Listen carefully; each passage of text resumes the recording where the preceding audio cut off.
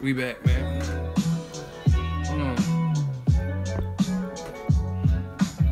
We back on it. I'm back on top of things. What up, Fight World? It's your boy Ego, and I'm back with some more boxing. I want to talk about this Miguel Cotto fight. See what y'all thought of the fight.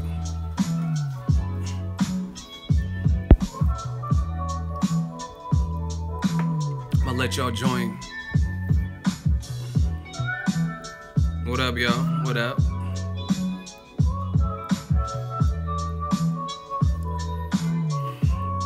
Miguel Cotto.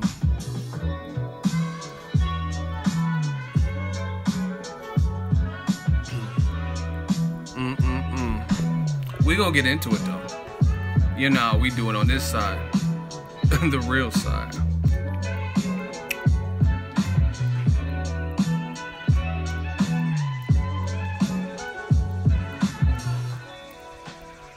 Ego Army, new media.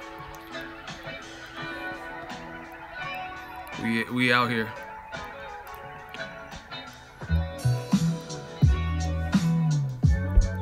What up, Angel?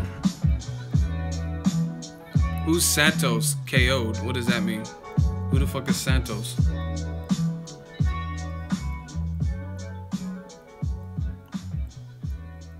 Cotto lost to Sadam Ali. Unanimous decision.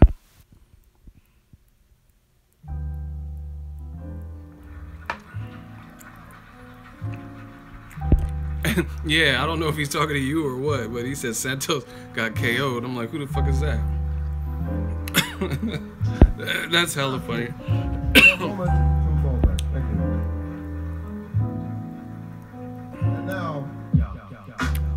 All right, let's jump right into it. I like to do the Boxing Ego roll call. Y'all know me. Just let me know where y'all at and where y'all from. Simple. Where y'all at? Where y'all at? Where y'all from?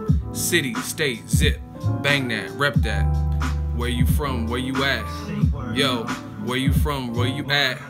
Daytona, Ohio, in the building. Dallas, Texas, Bronx, H-Town, Cali, Pomona, Massachusetts, Inglewood, still up to no good. The Bronx, Dallas, Miami, Minneapolis, Minnesota, Lake Minnetonka, Louisiana, North Carolina, San Jose, Manhattan. We everywhere, people. Columbus, LA, Panama City, Washington, D.C., Omaha, Bompton, Brooklyn, Las Vegas. We worldwide, baby. Fresno, Arkansas, Omaha, Puerto Rico. Man, Puerto Rico just seen one of their legends go down. Baytown. All right, we'll do another one at the end. Fresno, I see you. Houston, I see you. Let's talk about this Cotto fight. First of all, shout out to Sadam Ali. He pulled off the upset. People didn't, a lot of people didn't believe in him. He believed in himself. Got it done. So props to him. Props to Cotto for just having a great career, entertaining us for so long. But I tweeted this: when cherry picking goes wrong, point blank period. And Sadam Ali's my dude. I interviewed him. Much respect. The reason people thought it was a cherry pick was because we just last year seen Sadam Ali get knocked out by Jesse Vargas, who is not necessarily even the biggest puncher, right? Not even the biggest puncher at welterweight. And he was moving up to 54 to challenge for a title. So nobody knew what he would look like at that weight against an elite guy like Cotto. Styles make fights. Sadam Ali, he looked like the Ali that fought Briggs. Swift, good agility, snappy power, some head movement, thinking in there. Jabbing. Yeah, I mean, that's what got him on the Olympics. Point blank period.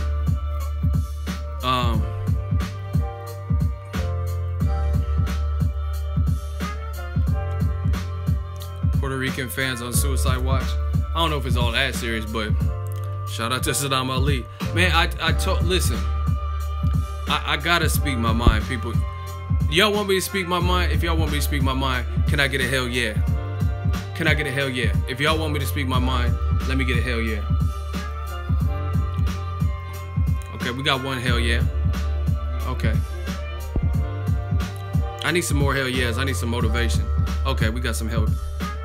Listen, I'm not trying to act like I know everything, because clearly I don't. But I do think I know a thing or two. And every time I bring up, especially with popular fighters, I state my honest opinion, right? I say my honest opinion on what I feel, and then the fans always come out, oh, you hate this person, you hating, right? But listen, like I always say, listen to what people say then and now, and listen to what's changing. I'm not changing anything I said. I told you Cotto's a Hall of Famer, but there was aspects of him and his team that they were saying, and I told you I just simply did not believe it. For example, y'all need some examples? Okay, I got you. Boxingego, new media, I got you. For example, Freddie Roach kept getting on the horn saying he wanted to fight Canelo versus Golovkin winner, right? And then after, he said he wanted to fight Golovkin. You don't want to fight Golovkin. Listen, if Golovkin would have fought Cotto tonight, Cotto would be knocked out without a shot. And y'all say I hate Golovkin or whatever, Cotto would have been stretched by Golovkin. He's too damn little, and he was getting hurt by a guy who, with one fight against a non-elite level name at higher than 150. There's no way Miguel Cotto would have beat Triple G.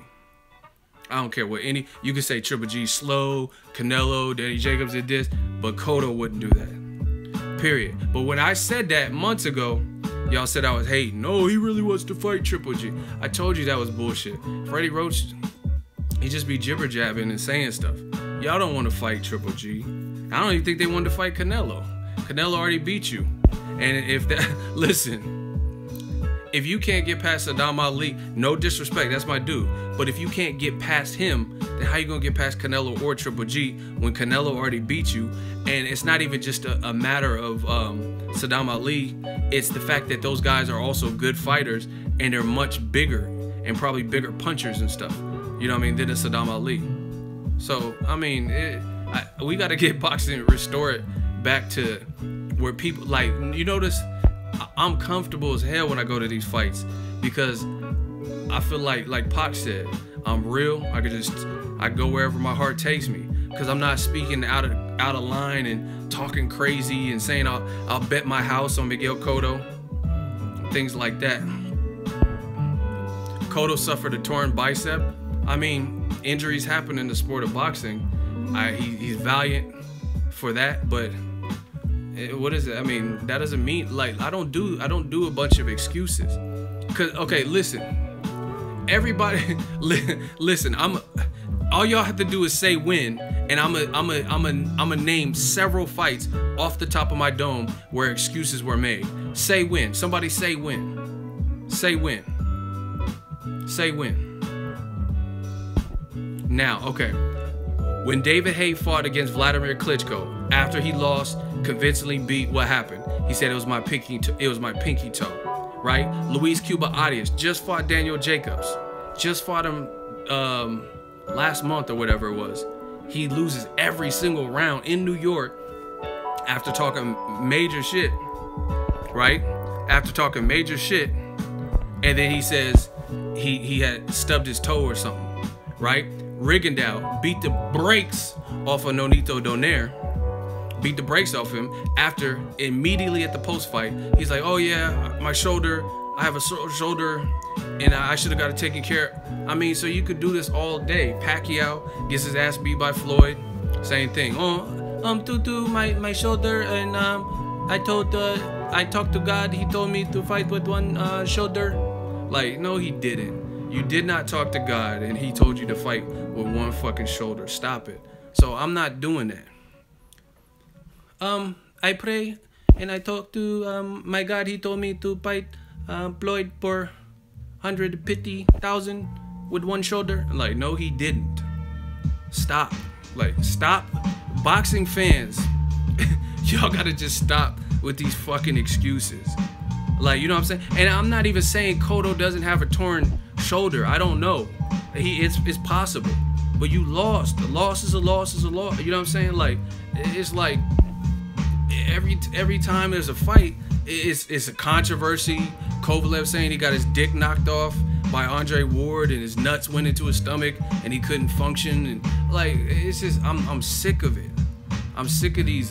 Every single time there's a fight, God told me he should not take Toradol and I should fight with one arm and still beat Floyd ass. Like, stop. Cotto lost. He lost. He's retiring. Bernard Hopkins, another thing. He flew out of the fucking galaxy. Bernard Hopkins flew out of the motherfucking solar system. And then he said, oh, he pushed me. No, he did. He pushed you with this. He didn't push you. You know what I mean? Joe Smith Jr. was throwing them bows. Like, it's just after every fight, we could do this. After every fight, Bernard Hopkins fell back like he was in a fucking rocking chair and flew out of the ring and talked about, oh, his elbow, he pushed me. And like, I'm not doing this. So Cotto might have a torn bicep or whatever. He didn't enter the ring with it. It's the brutal sport. It's a fight sport. You got to get it done. And I talked about this in my tweet. I don't give a fuck who's mad, who's angry. If you say a bunch of gay innuendos and homoerotic comments, you're just getting blocked because we're not here for that. But Floyd Mayweather is a motherfucking G.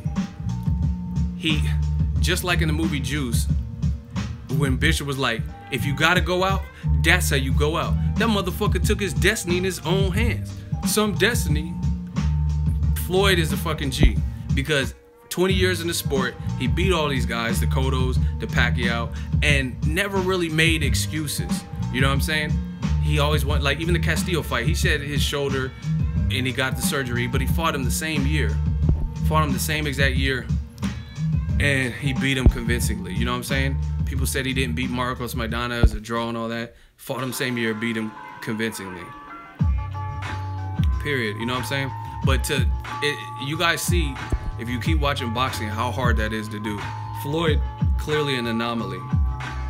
Cotto and Pacquiao are probably anomalies too. But the thing is, Floyd went out on his own terms. Never really had to make them excuses. Things like that.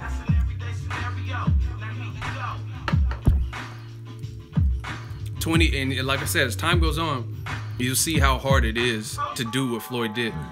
Like I said, the only people that get mad are the people that want to give Floyd credit. That's it. Or the people who are racist or something like that. Fuck the monkey! Like, you know what I mean? But it's extremely hard. It's extremely hard to go 20 years undefeated, period. Yeah, we need to get the likes up. We got 200 plus people in this motherfucker, in the live stream, and we don't even have 100 likes. We gotta fix that. I don't know how long I'm going on. I'm just freestyling this, and it is what it is. But Sadam Ali did it. So we're gonna go over some of my tweets, breaking the fight down, and then I'll jump back on. Miguel Cotto hurt badly by 2 consecutive right hands by Sadam Ali. Ali coming to win, not lay down. I tweeted this in the 2nd round. Cotto a veteran though, good poker face and recovery time. Sadam Ali's pop says, Sadam, you could hurt him. Cotto Ali, Pops is absolutely right because he hurt Cotto in the 2nd, LOL.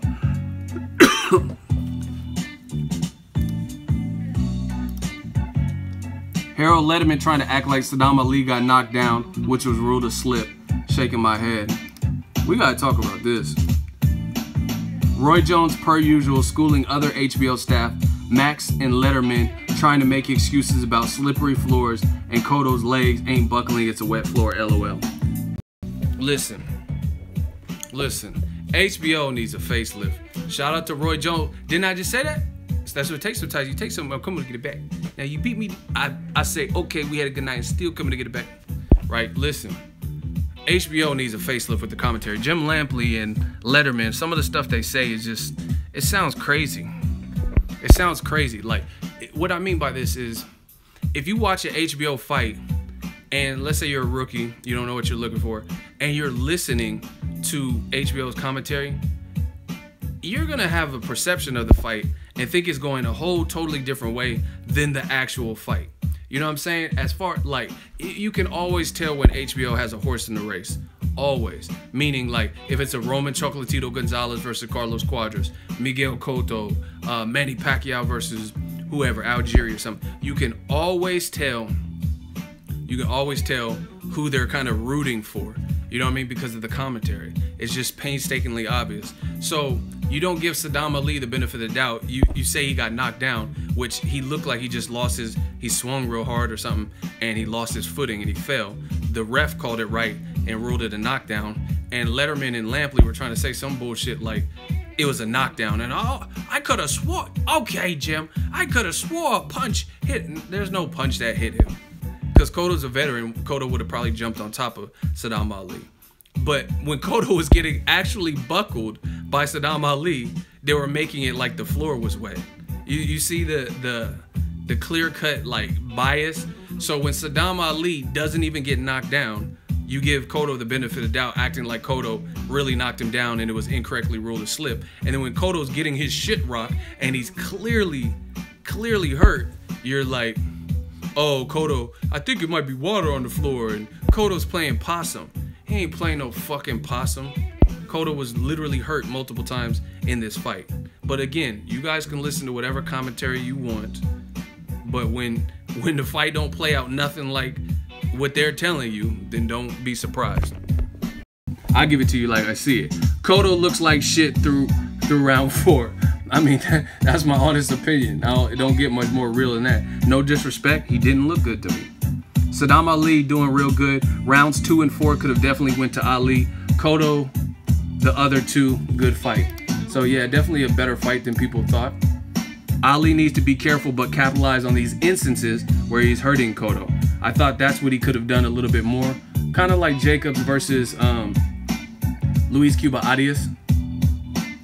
You know what I mean? There's points where he could have capitalized a little bit more, but he was still winning rounds. And Freddie Roach said Miguel Cotto would have beaten Floyd Mayweather in a rematch, probably by knockout. Laughing my ass off. Not looking like this, no way. See, like I said, you guys can believe who, in whatever representation, whatever website, whatever writer, whatever commentator you guys want. But listen to what people say. And Freddie Roach I remember him saying he wants the Mayweather rematch because Cotto would do this and that. And listen, I hate to burst people's bubble, but Cotto is the same fighter that fought Floyd, right? People are acting like he got with Freddie Roach and he turned into this monster. Cotto's always been a damn good fighter. They were even in the telecast playing the Torres fight and some of these other ones. You know what I mean? I've watched Cotto's whole career. I grew up on Cotto. I like Cotto. Back when he had hair. A lot of y'all motherfuckers wasn't even born when Cotto had hair. But people acting like he got with Freddie Roach and he turned into this different, reinvigorated beast. He really didn't. I thought he looked great with Pedro Diaz versus Floyd Mayweather. I mean, who else gave Floyd even that much of a challenge? Even though Floyd clearly won the fight. But, I mean, Cotto did his thing, right? So I don't agree with this. People acting like Freddie Roach turned Cotto. If you really think about Cotto, listen. Cotto has a deep breath. Listen, do y'all want me to keep it real with you? Because this is really for the boxing fans. I need a hell yeah. If y'all want me to keep it real, because I'm going to keep it so real, and it's going to hurt some feelings. But that's what we do here on this side, the real side, new media. Give me a hell yeah if you want me to keep it real. Okay, hell yeah. I need a couple more hell yes to motivate me. All right. Once again, I'm not hating on Cotto. I'm simply giving my honest opinion. Cotto since he has gotten with Freddie Roach, who has he really and truly beat? Honestly. He lost to Austin Trout, then he got with Freddie Roach. He beat Delvin Rodriguez, which, you know what I mean, it's cool. You lost to Trout and you lost to Mayweather back-to-back. So, okay, you gotta, you know what I mean, get your bearings back. A new trainer, cool. But it was Delvin Rodriguez who had already lost to Austin Trout. Cotto blew him out, knocked him out in 3 rounds. Whoopie-doo. That was their first fight with new trainer, first fight, get a win in the win column, cool. But it was Delvin Rodriguez, who's not really a world beater, never has really been a world beater. Then he came back and fought maybe Sergio Martinez, and I picked Martinez to win, and I swear to you guys, I am not making excuses. But if Cotto is getting hurt by Sadam Ali, and he's getting hurt by Torres and shit like that, Martinez's leg clearly had an effect on that fight, which, no excuse. Like I said, I'm not big on excuses, but I think a mobile Sergio would have definitely beat him. But he literally had one leg in the fight, and he was getting, he couldn't beat a guy like Sergio Martinez, similar to the Pacquiaos and Roy Jones. They rely on athleticism. You know what I'm saying? They rely on athleticism. Listen, more excuses. Y'all keep talking about Cotto got injured. Okay, he had a torn bicep, which a lot of people, that's an injury that happens in fighting sports.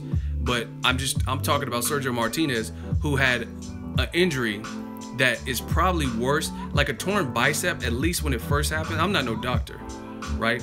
But at least when it happened, it's gonna hurt to throw punches, but you can still do it. You're just gonna wince and grimace through the pain. If you're a fighter like Sergio Martinez, half of your MO as a fighter is your mobility. Period. You know what I'm saying? So that's another person Cotto beat. He beat Sergio Martinez at a catchweight, and Sergio's leg was clearly bothering him. But still a great name. He still challenged himself by moving up. Fine. Then who'd he beat after that? Daniel Gill, right? At a catchweight. Daniel Gill's like 6 feet tall, making catchweights. Listen, we got to get at least triple digits likes. This is my first time going live in a little bit, and some of y'all must have forgot how this works. We have over 200 people in the live stream, and we don't even have 100 likes. It takes a few seconds just to hit the like button, and then you can proceed to comment or listen or whatever you're trying to do, hate, whatever, right? Beat Daniel Gill, which was, I mean, we knew that was going to happen. And then who else did Cotto fight? He fought Canelo, and I thought he definitely lost the fight. He was hurt by Canelo. He's a veteran. And I think, honestly, I think Canelo was showing too much respect. I really do. I think Canelo could have stopped Cotto. But he was respectful. That was his big fight at the time. He didn't want to make any mistakes. Cool.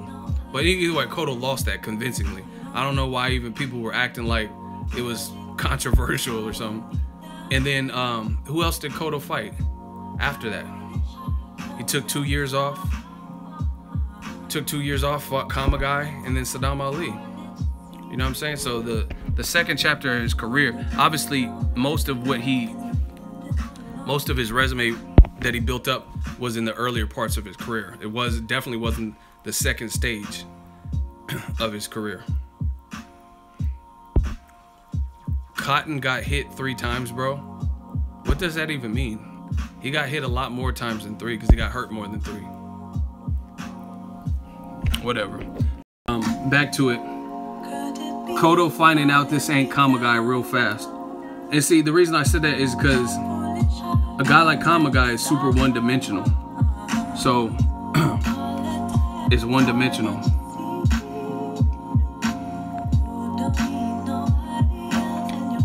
Now, this is what I like. Sadam Ali's corner actually being harder on him than needed for such a close fight, right? But I understand why. They don't want Ali to lose his sense of urgency against the veteran A-sider on his retirement fight, because that could hurt down the stretch. I thought Rozier did a great job of cornering Sadam Ali's corner, and for that reason, that's one of the reasons, is I thought at this point when Ali's corner they were being hard on him, I thought they were being more hard on him than needed to be. Like, I thought he was at a good spot in the fight. It was definitely, he had hurt Cotto already, and it was definitely an even.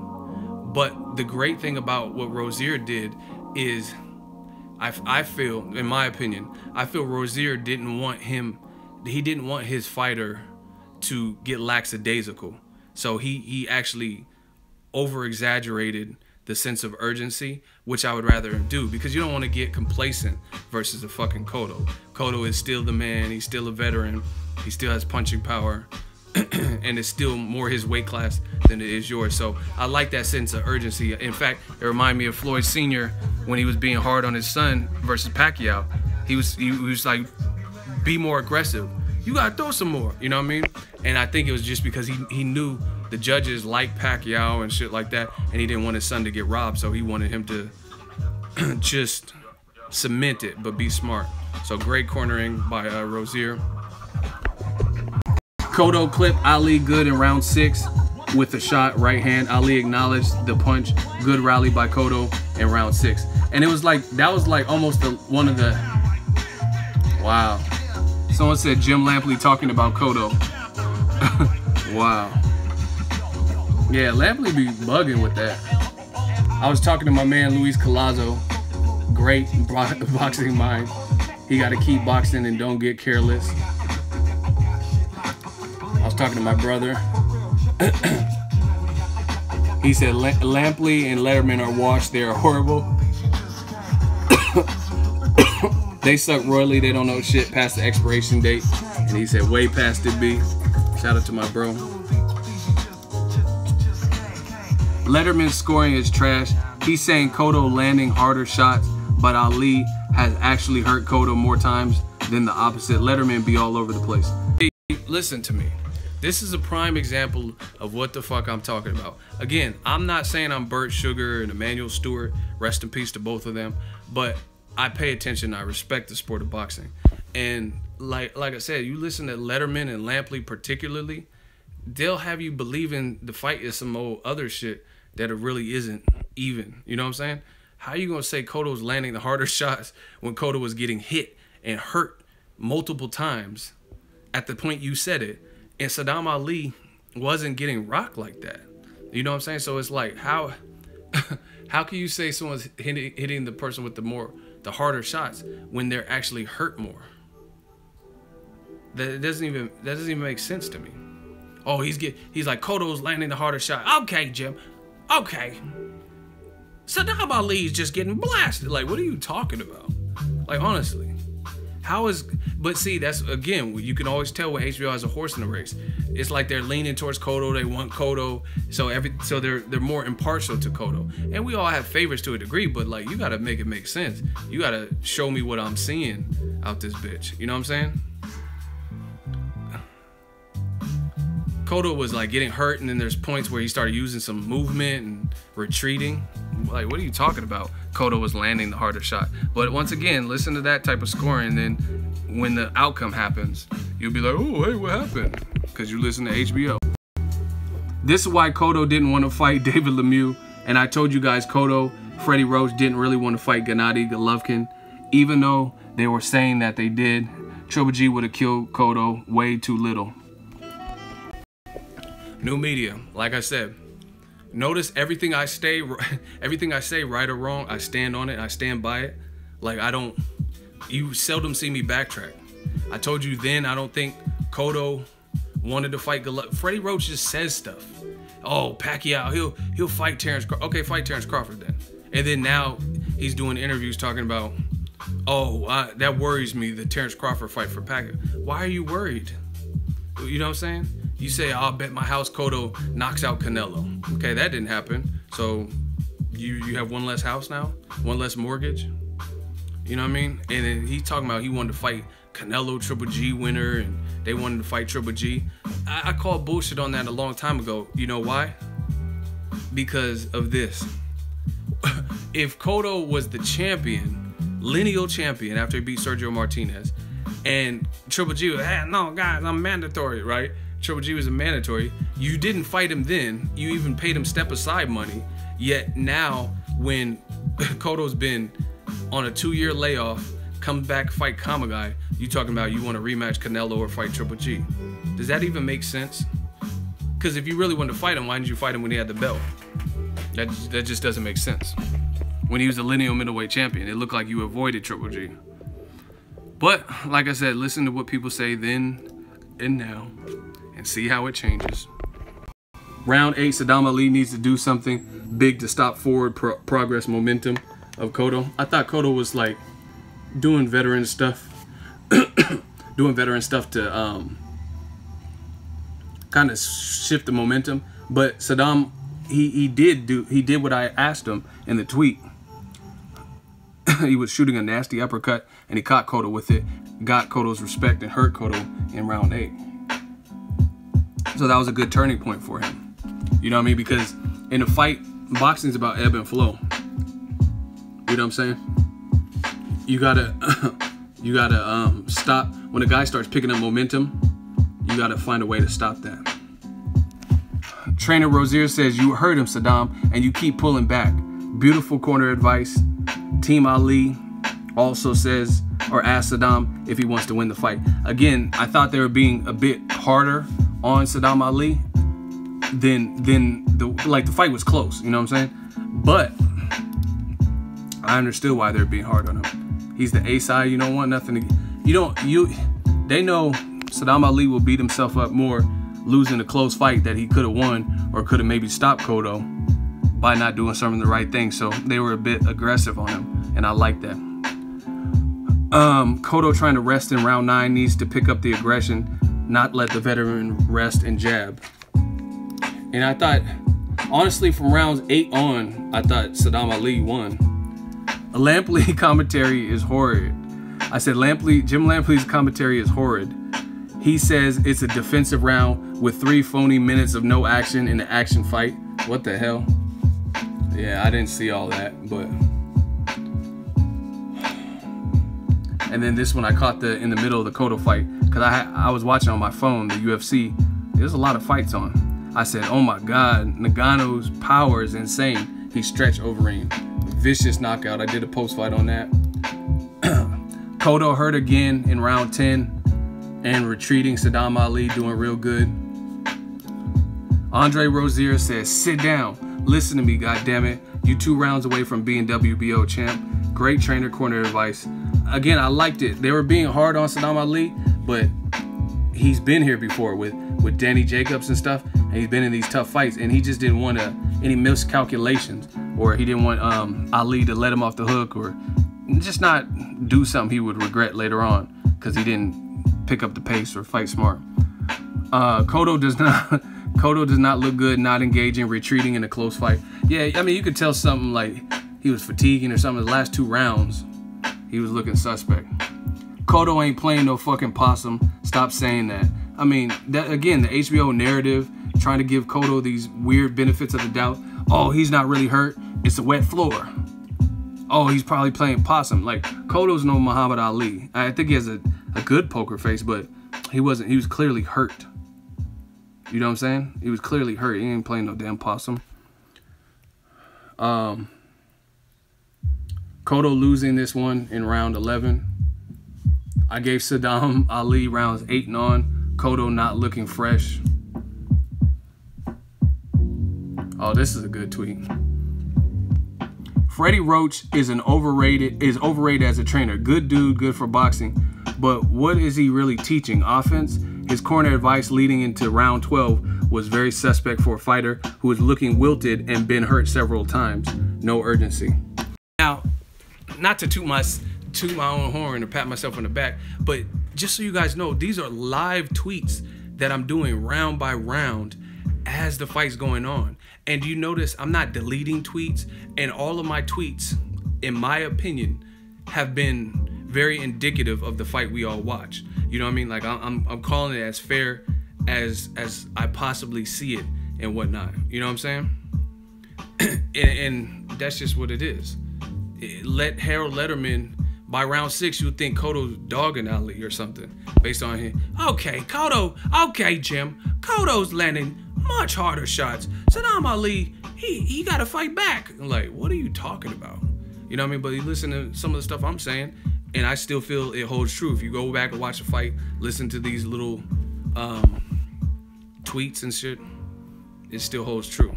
But anyway, It's not a diss to Freddie Roach. I just think he's overrated in terms of a trainer. Like, people act like Cotto pairing up with Freddie Roach made him he was a good fighter before Freddie Roach even had him in the gym. You know what I'm saying? Same thing with Pacquiao. People forget that. Pacquiao, they've had a long journey together, but Pacquiao was already a good fighter before that.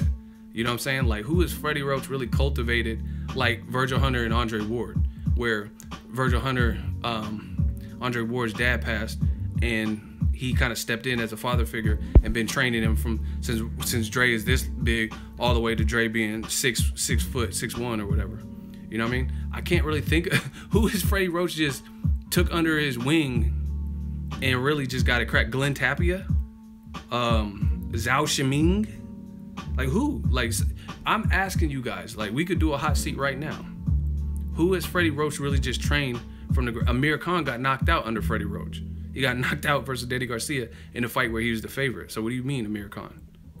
Amir Khan actually fought a style that was bound to get him knocked out. Because, you know what I mean, people question his chin. So what are you talking about?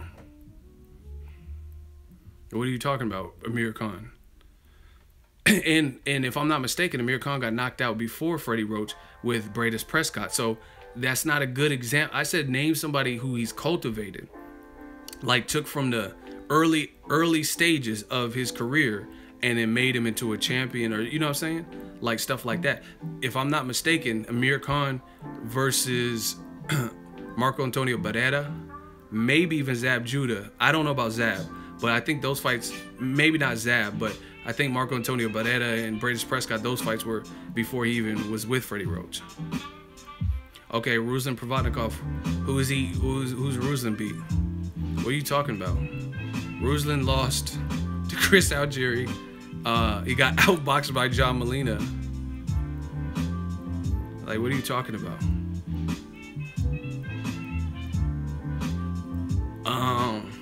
So I mean, like I said, I think Freddie Roach, he had the real big run with Pacquiao, and that got his career cracking. But who is he really like cultivated? Like even like Robert Garcia or somebody. I could think of fighters where Robert was with them for a long time, and they like Brandon Rios even. He took Brandon Rios to new heights as an undefeated fighter.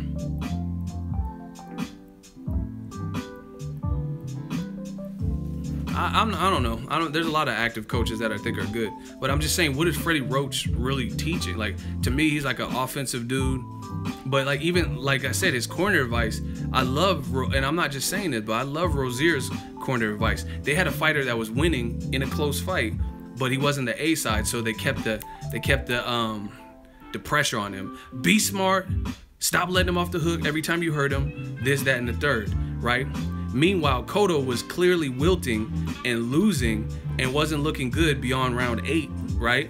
And then Freddie Roach was like, oh, one more, you know, we got one more round and we just had to put some punches together. Like, what?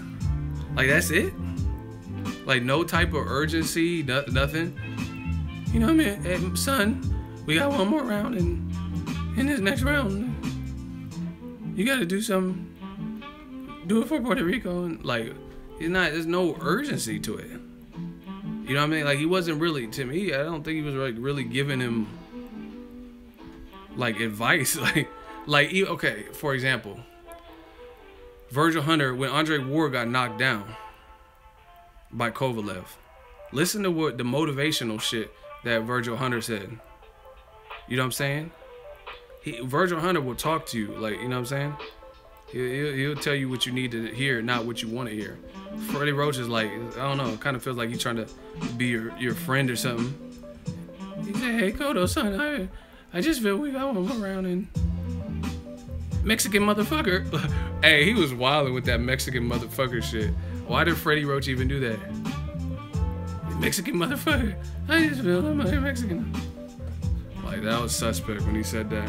And don't try to pin it on me like, oh, Ego called us Mexican motherfuckers. No, go do the research. Freddie Roach said that shit in Macau, China. He was like, Mexican motherfuckers, get out of my gym. Anyway, I just wasn't feeling the corner advice. Like I thought from round 8 on, I thought Cotto was losing. You know what I'm saying?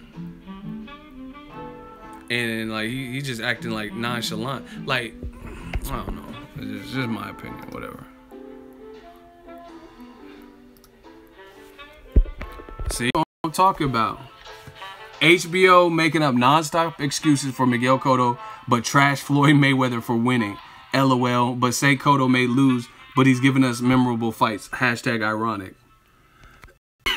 I just find stuff like this amusing, so that's why I pointed out, because new media, we like to throw salt in the wound. See, when Cotto was looking like shit in them last rounds, and it was looking like he was going to go on to lose unless something big happened, you see HBO and Lampley and stuff being apologists, like, oh, but Cotto, he's given us so many memorable moments. He has. He's a badass legend. You know what I'm saying? But where's that same level? Why isn't your energy the same when you're talking about Floyd Mayweather? You know what I'm saying? You're talking about, oh, but classic fights with Floyd.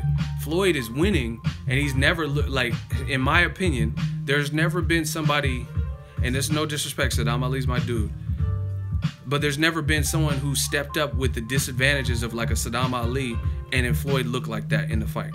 You know what I mean? Like a guy coming up in weight to fight Floyd and a guy who had been knocked out last year, stuff like that. There's not been one person that Floyd fought, and he's fought like stiff competition per division and whatnot. He fought Cotto, Maidana twice, Pacquiao, Conor McGregor, which we didn't know what he was gonna do as a boxer only.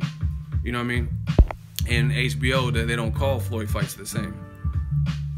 You know what I mean? They're not like, oh, even if Floyd loses, he still has done so much. What about the Gotti fight and Diego Crowd? Speaking of the Gotti fight, Jim Lampley, his ass made a Gotti list.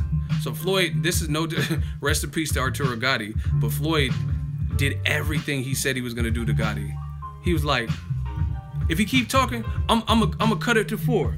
He was like, he ain't beat nobody.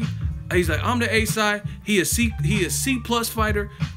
Floyd was talking big shit to Gotti, but then obviously Lampley tried to play on politics. You know what I mean? Like, because Gotti's a known warrior and passed away.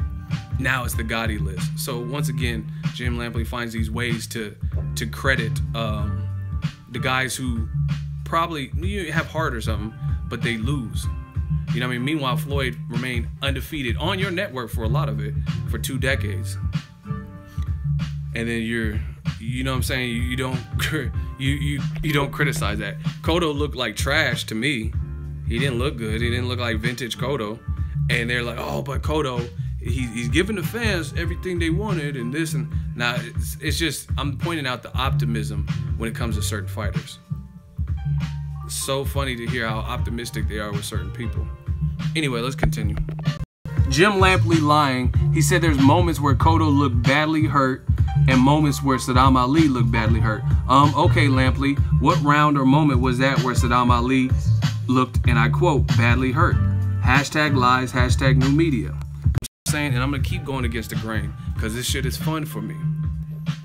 Lampley lied on national TV.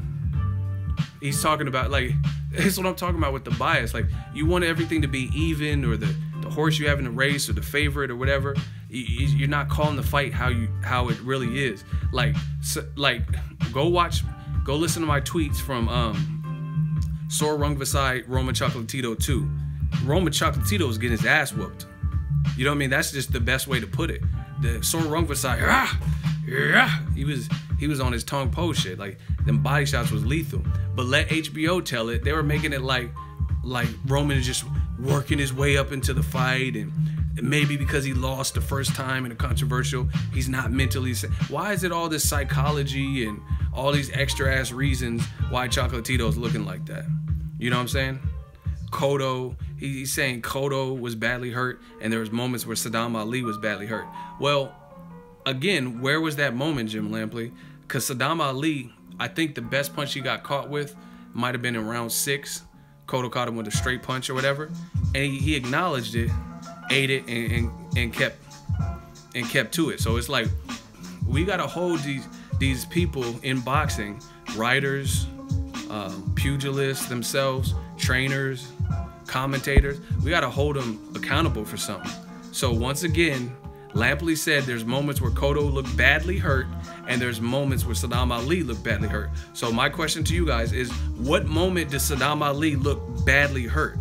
I seen moments where Cotto looked badly hurt because his legs were buckling and he staggered back and shit like that. But what moment did Sadam Ali have like that? He didn't look badly hurt in round 6. He got caught with the flush shot and he ate it. So what do you? How's it? It's boxing. You're gonna get hit with punches. So to me, Lampley's lying, talking about and see, he said the words badly hurt. That shot he got hit with in the 6th round, he didn't look badly hurt. When cherry picking goes wrong, Sadam Ali clearly won that fight unless there are some boxing politics involved. Shouldn't even be a split or a majority decision. I think Ali won UD. Look at the time. This was before they announced it. And guess what? My scorecard was accurate. It was a unanimous decision. Shouldn't have been a split. Not even just staggered a little.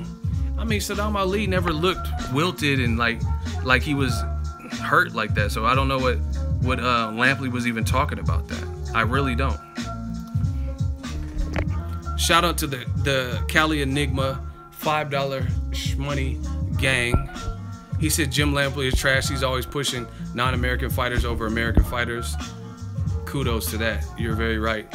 But like I said, think on the bright side. The bright side is, the good thing is Cotto didn't fight an actual junior middleweight or bigger like Jermell Charlo, Edislani Lara, Demetrius Andrade, Triple G, etc. LOL.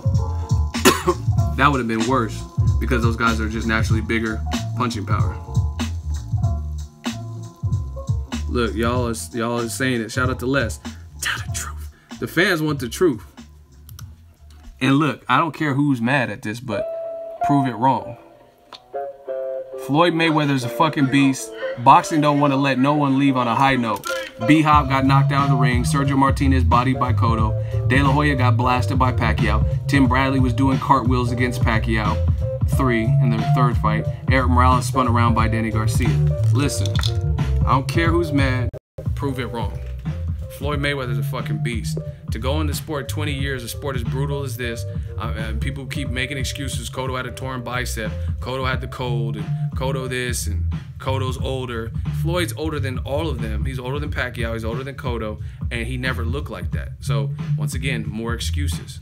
And he fought some, like Conor McGregor. I'm not saying he's a pure boxer, but size alone, sometimes that can be enough. You know what I mean? The fact that he's fighting a guy who's taller than him and naturally bigger, southpaw, stuff like that, if you're not doing the right things or you age a certain way. But boxing is brutal.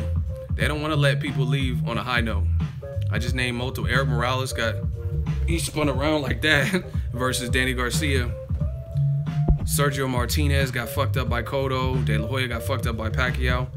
And Cotto just lost to Sadam Ali, a guy who coming up in weight. Meanwhile, Floyd fought till he was 40, 50-0, 20 years in the game, and he never looked like that. So, I mean, you got to give the man props. And I know people get mad, oh, you just bring up Floyd.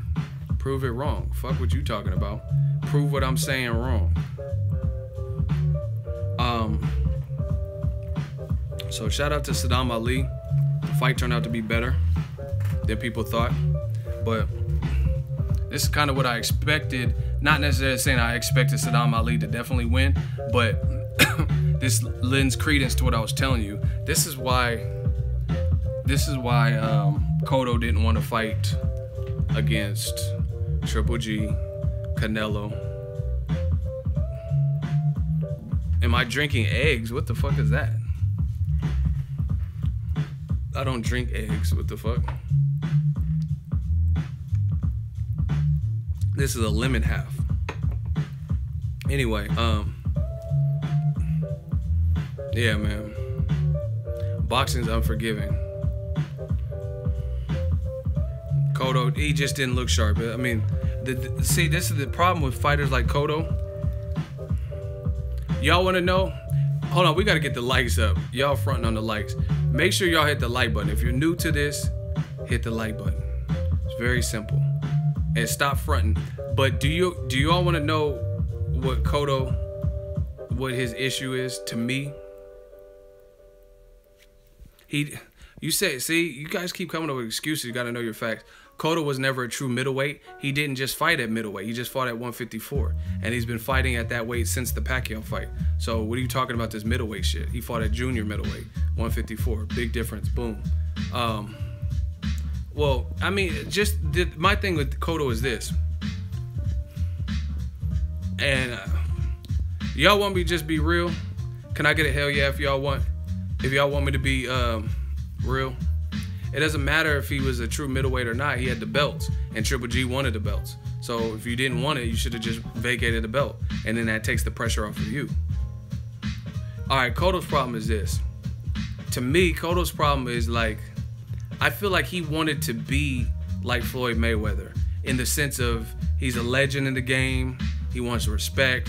He wants the massive paydays, and he felt that he can, like, in the second part of his career, he felt that he could kind of like pick and choose and do kind of like what Floyd does. Is like, oh, make the biggest events, pick and choose and stuff like that. But it doesn't work like that for everybody. It really doesn't. You know what I'm saying?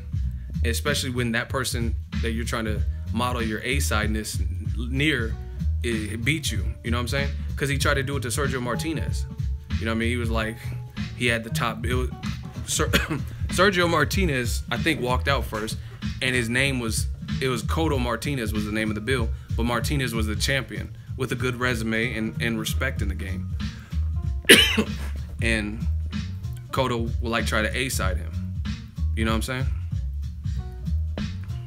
So I think Cotto kind of got to that point where he felt he could just like pick and choose and do all this and just different stuff like that. Like he wearing them goddamn fluffy slippers. You know, the slippers from the Wayans brothers, Don't Be a Menace. Should I wear the hot top with the tech? I'll just wear these. And he had them pink rabbit slippers, wearing all them fluffy Marvin and Martian slippers and all that shit. And it kind of backfired. You picked Sadam Ali thinking that was, you know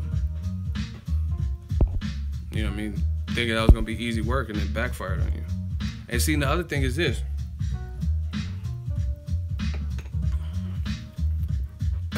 Cotto, he didn't do it smart to me. Cotto, he has his own promotional company, but it's not big. It's not like they're known for, like, you know what I mean? Okay, put it this way. Somebody name 3 fighters on Cotto Promotions other than Miguel Cotto.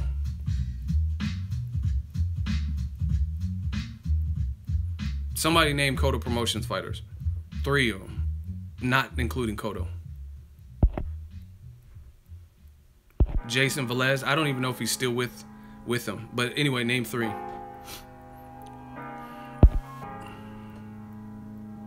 See, someone said I didn't even know Cotto Promotions existed. Yes. Keith, you spending too much time bashing Cotto based on one fight. I'm not bashing it. Listen, see, this was wrong with a lot of you sensitive millennials. I'm drinking water with lemon since people care so much. You guys keep saying this bash shit. I'm not bashing him. Listen, if I'm bashing if you bash someone, you don't care if what you're saying is factual. You don't care about anything. You're just gonna try to throw dirt on their name. I'm not doing that to Cotto. I've shown Cotto respect. I said he's a Hall of Famer, but I'm giving my honest opinion. So if that constitutes as bashing, even though you can't prove it wrong, the stuff I'm saying, then fuck it, whatever. Be a sensitive millennial. Oh, you're just spending so much time bashing him off of one fight. What have I said about one fight? I'm talking about Cotto's. I told you since he lost to Trout and he got with Freddie Roach. So I'm not talking about one fight. Anyway, yeah, I just feel Cotto, he just made bad decisions. You know what I mean? Jumping around from Rock Nation to Golden Boy. He was with Top Rank in Cotto Promotions. Then he jumped to Rock Nation. Then he jumped to Golden Boy for his last 2 fights. And then the last 2 fights were definite duds. Kama Guy and the Sadam Ali. And I mean duds in terms of what the fans wanted or expected, things of that sort. To like the level of excitement. Like if he would have fought David Lemieux, there would have been obviously more excitement in that, the build-ups and all that. And like on top of that, after he lost to Canelo, he took 2 years off. You know what I'm saying? He took 2 years off. That's not good. You're supposed to fight James Kirkland. That fight fell apart. He just took too much time off, and he's not the type of fighter where it's like, I don't know. I think the activity would have done him. You don't take 2 years off. You know what I'm saying? Like, that's crazy. But whatever.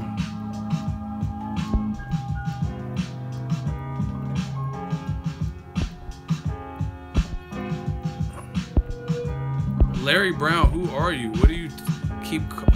Why you keep saying hit me up? I don't even know who you are. What are you talking about? And if you have something to say, like, this is not the way to conduct business on the live stream in front of everybody. You know what I'm saying? Like, I'm always down for business. This is what I do for a living.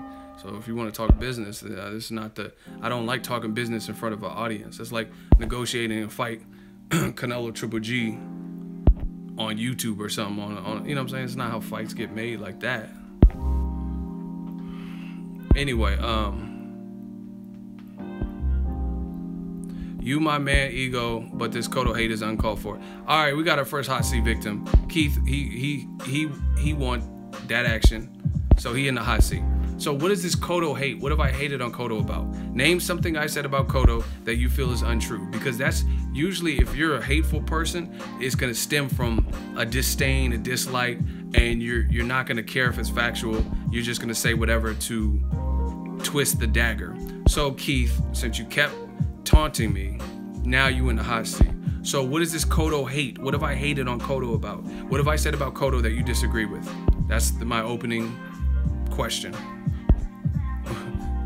See, y'all, it's like y'all want to get, I wasn't even trying to do, I'm not even really in the mood for a hot seat. Phil Walker, you could get it after him. It don't matter. If you want to add on to the piggyback and jump in, then you could get it after him. And you guys know what happens after you lose. You get blocked. My man Jeff said no mercy. Notice how it's all quiet on the Western Front now that you in the hot seat. Where's Keith at?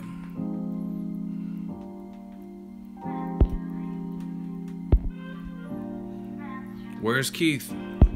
You see, I'm the Cotto hater and all this extra shit. See, I tell you, y'all better off going to one of these other channels. But I talk back. All right, Keith says you haven't said a single respectable thing about Cotto. That's false. That's false. I said Cotto's a definite Hall of Famer. That's respectable. So you're gonna have to do better than that. If you're trying to bury me in the hot seat, you got to do much better than that. I said Cotto has a deep resume, and I said Cotto is a definite Hall of Famer. And I said he was a good fighter earlier. All this is gonna be on the replay, so you sound stupid. You said I haven't said one respectable thing about Cotto, and I just named 3. I said he was a good fighter, a definite Hall of Famer, and then whatever the other third one is, which I don't matter. I just gave you at least 2, but I know I had a third one.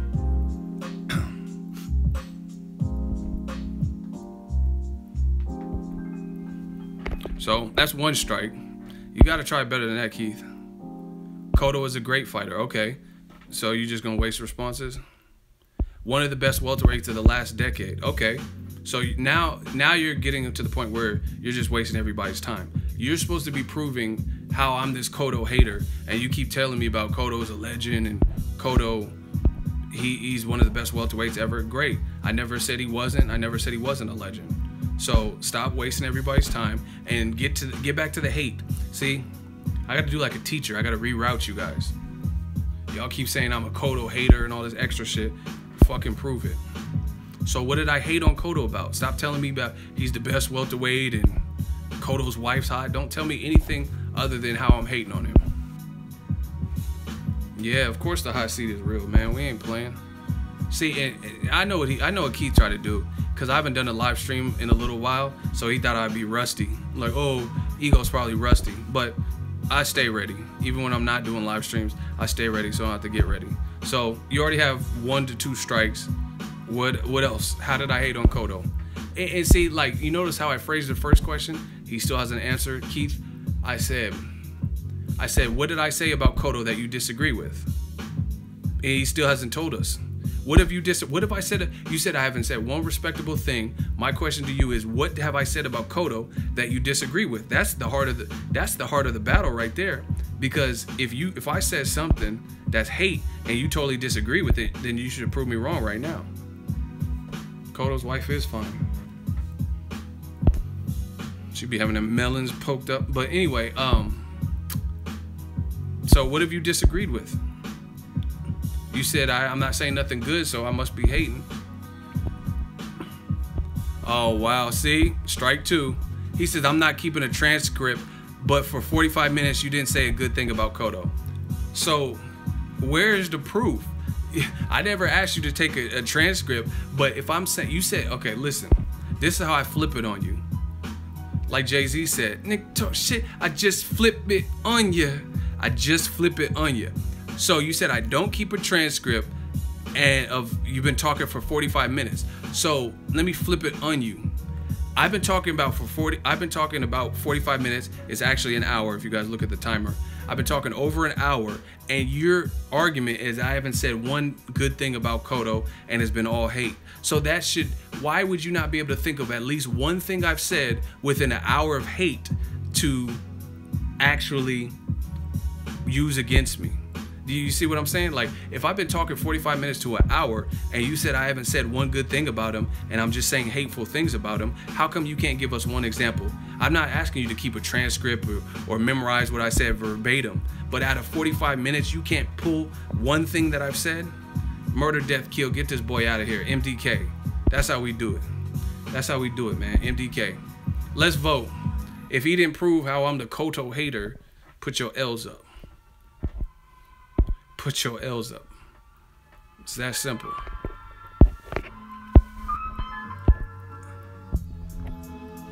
All right, one of my mods, please get Keith. That must be Keith Thurman or somebody.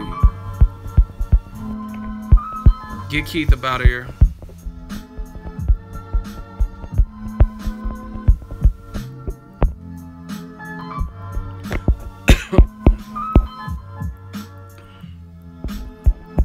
All right, we having a block party. I seen someone else get blocked. Oh, we having a party. We having a party. Did someone get Keith out of here?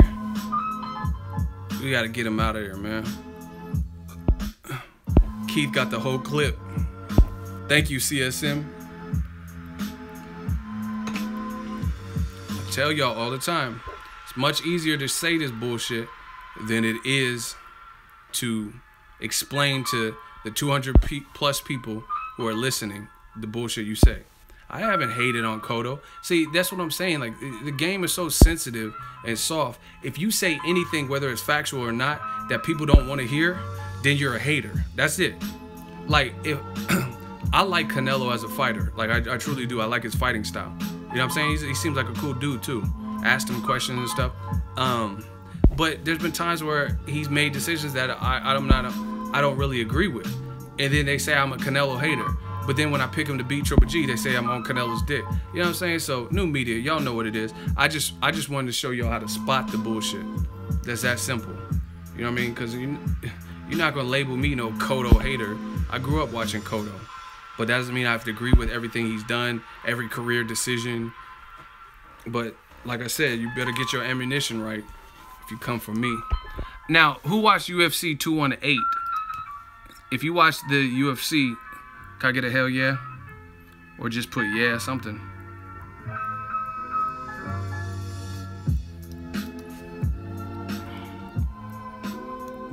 Man, Francis Ngannou, hey, his power is ridiculous, man.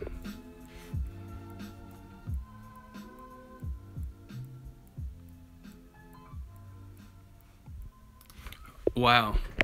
And you know what's funny? Miguel Cotto, post-fight, he said, no excuses, Sadam Ali won the fight. And it's funny because I seen earlier that Ruslan Pervanikov said he's probably never fighting again, too. So two Freddie Roach people that he trained, and they look like they're done. And Pacquiao damn near looked done when he fought against Jeff Horn.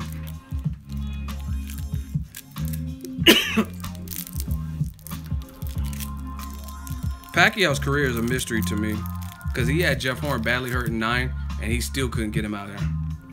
He dropped Chris Algieri 6 times, still couldn't get him out of there.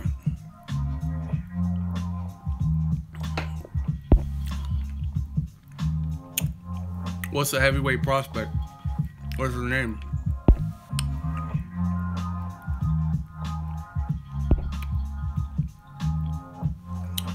Sound like he's from Russia or something. I'll check him out. Damn, that's fucked up. So don't say Overeem making everyone's highlight. Hey, that Ngannou, that motherfucker got cracks because Overeem looked dead before he even hit the canvas. He was just like, in the eyes of an angel. He was out of there, man. I guess he is the hardest punch. Hey, I'm looking forward to Ngannou versus Stipe Miocic. That's a good fight, man. Stipe, he used to box before the MMA shit. That man, he put Alistair Overeem in an invisible casket. That shit look crazy. And I seen him knock someone else out with the left uppercut. Overeem, oh shit, these motherfuckers still big. Damn, that Ngannou, his power is legit. Hey, I didn't get to see the Aldo fight. He got fucked up again. Shout out to Max Holloway, man. What did was Jose Aldo like getting fucked? Conor McGregor might have fucked Aldo up for good.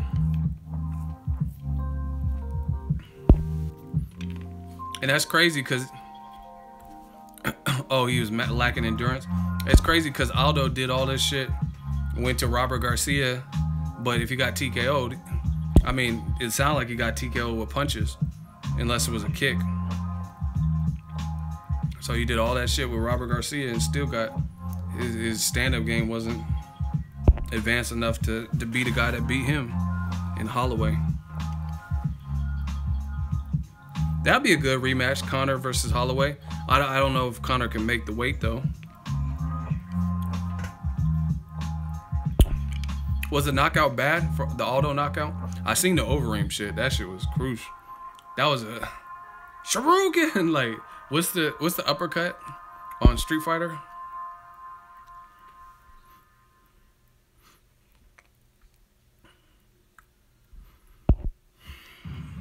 You know what's crazy too?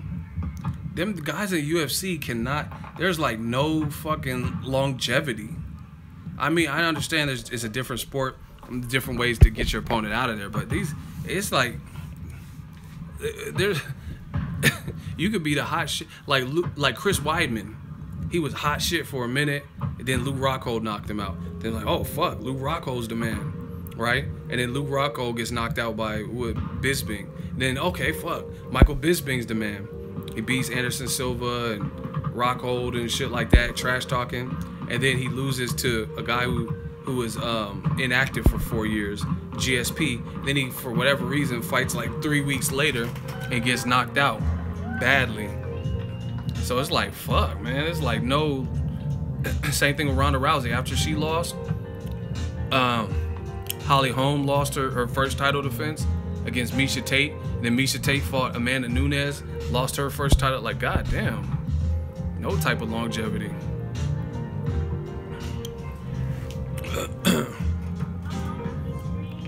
You know what I mean? Watterson lost tonight to Torres. She beat Paige Van Zandt. That's because they fight the best. Or whatever.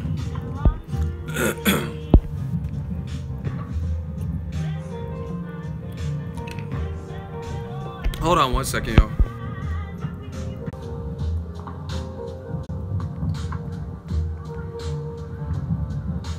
Rigondeaux, Loma. I don't know. It's a tough fight. I'm rocking with Loma. Rigondeaux. I'm picking Rigondeaux.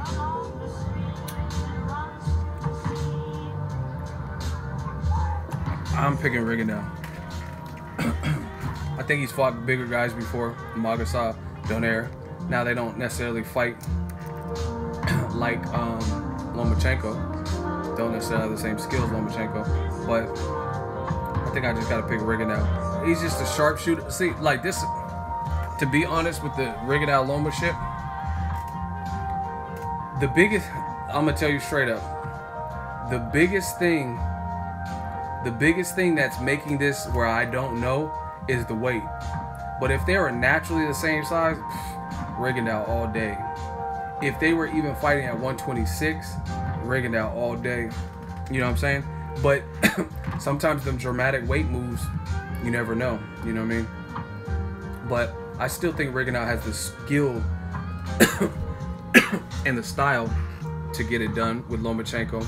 See, like the thing is, I'm telling you, the thing that HBO praises Lomachenko for, I think will be his undoing.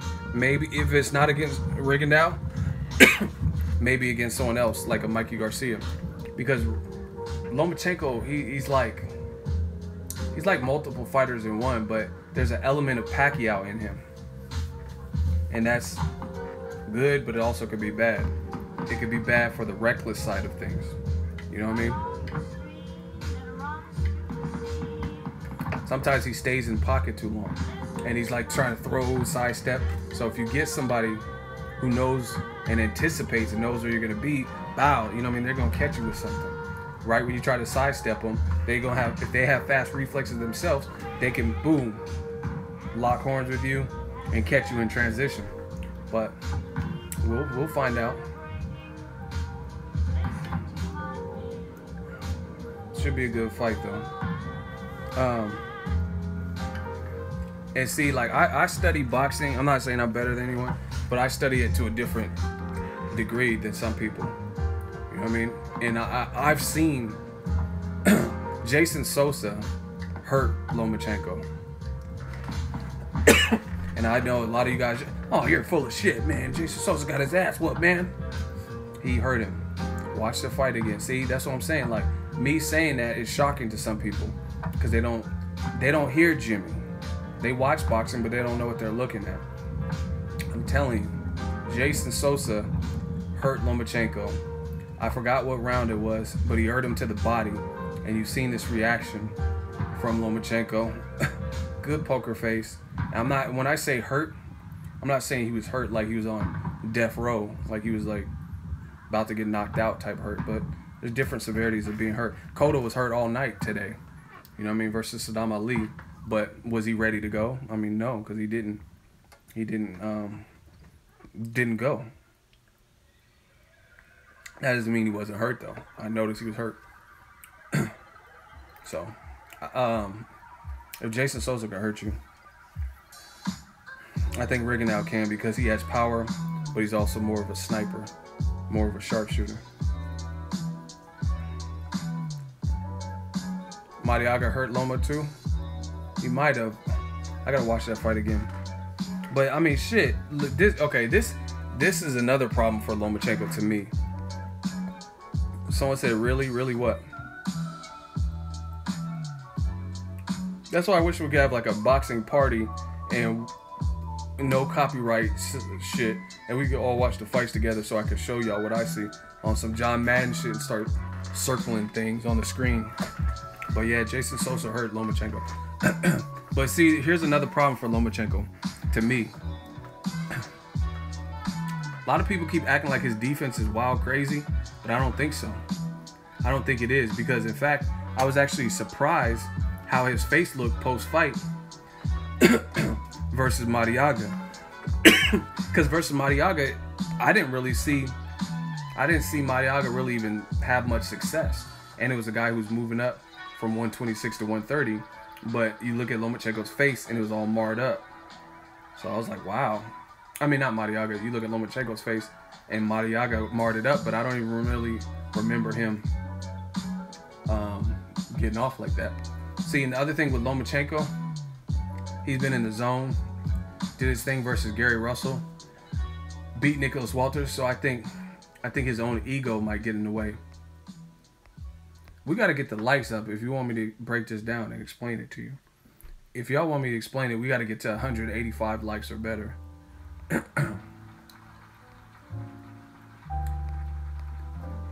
If y'all really want me to break this shit down.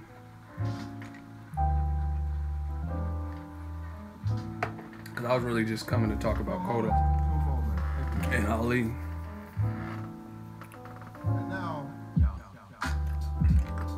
Greg Jackson, you don't know shit about boxing. He talking about Rigondeaux's too old. It'll show in the fight. See, I can always tell when people don't know shit about boxing because of the statements they say. Period. And Greg, you don't know shit about boxing. You talking about Rigondeaux's too old. He's under 40. Floyd Mayweather just beat Conor McGregor's ass. He was way older. He's like 10, 11 years older than Conor McGregor. And just on age alone, Conor McGregor should have been able to hurt Floyd or do something based on the size differential, and he couldn't. Another thing is, how I know you don't know shit about boxing is because age means different things to different people. You look at Juan Manuel Marquez, he was much older than Mike Alvarado, but he beat Mike Alvarado's ass. You know what I mean? Just because of the style of fight. So Rigondeaux, even if he's old, let's say he was 42 and he lied about his age, right? The style in which he fights keeps him in the game. There's like I would venture to say that Manny Pacquiao at 38 is older than Rigondeaux at 38 or whatever. I don't know their exact ages. Just because the style in which Pacquiao fights takes a lot. He's fighting bigger guys. They are getting shots off, but he's just tough or whatever, and that breaks you down. He's aggressive. You know what I mean? Rigondeaux's fighting. Greg, you don't know shit. That's just basically what it is. Everyone, people's complaint, they even said it on HBO. They said Rigondeaux doesn't throw enough punches. Once again, I'll school HBO for you guys. Who gives a fuck about throwing that many punches when it, okay, for example, what's the name? Ray Vargas from today's HBO telecast, right? Anyone catch that fight? The Ray Vargas fight, trained by Nacho Bearstein? Okay, he threw 1,000,000 punches and he never knocked down his opponent, who was a guy coming up in weight, right? Rigondeaux throws a lot fewer punches in that same division, but he was breaking motherfuckers' jaws. Magasa, who was a featherweight, really, and came down for the opportunity to fight Rigondeaux. The Jazza Dickens and all that. He's breaking their jaws. He's having Nonito Donaire seeing doubles, but he's still throwing fewer punches. So once again, if you actually know shit about boxing and HBO, that sometimes they be playing dumb, like they don't understand this.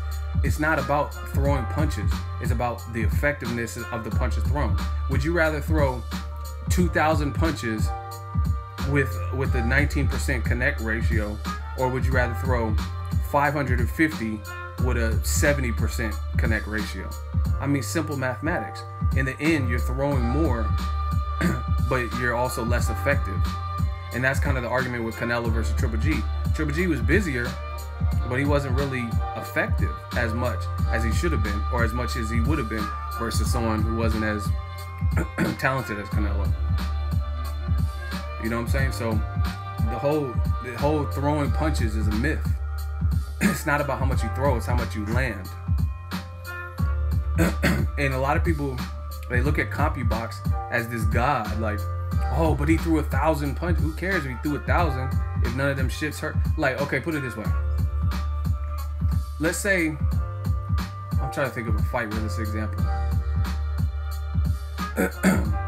Let's say Lucas Matisse fought a guy who had no power, that let's say Johnny X is his name, and Lucas Matisse threw 50 punches, but those punches, 35 of them connect, and they were to knock your fucking noodle off, to knock your kufi off, but the other guy threw 900 punches, but none of them had much effect, or they were missing, or being blocked, or grazing.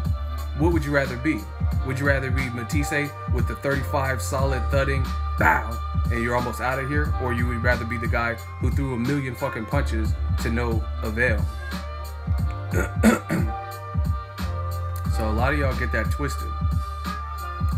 Everyone keep talking about Rigondeaux's age and shit like that. But HBO was just on the telecast talking about how Rigondeaux doesn't throw enough punches, or he doesn't throw many punches. But again, that's a myth. If I could be more efficient You know what? Here's a good example for you guys. It's like fuel efficiency in a car.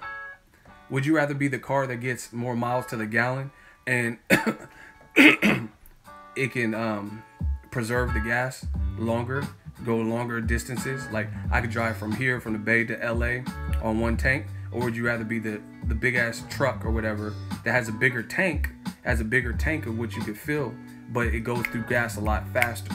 You know what I'm saying? That would be kind of a similar analogy, if you will.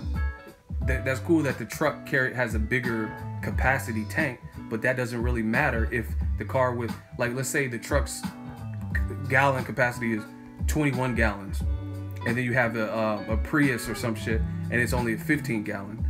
So the Prius can hold less gas, but it's also more energy efficient, more fuel efficient. You feel me? Versus the truck, it holds more, but it also burns more. And that's kind of what it is with Rigondeaux. So who cares that Rigondeaux throws less? And again, to bring up the whole age argument,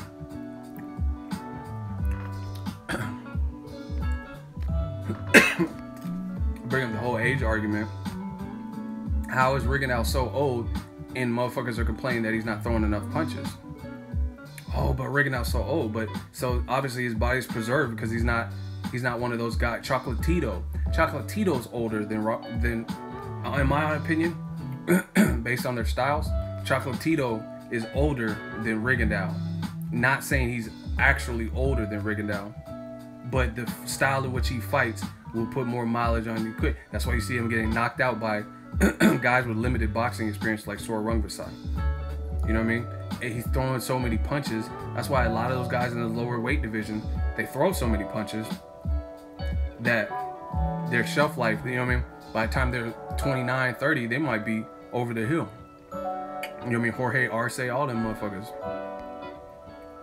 But when you get in the higher divisions, you can usually go a little bit longer because no one's throwing that many punches.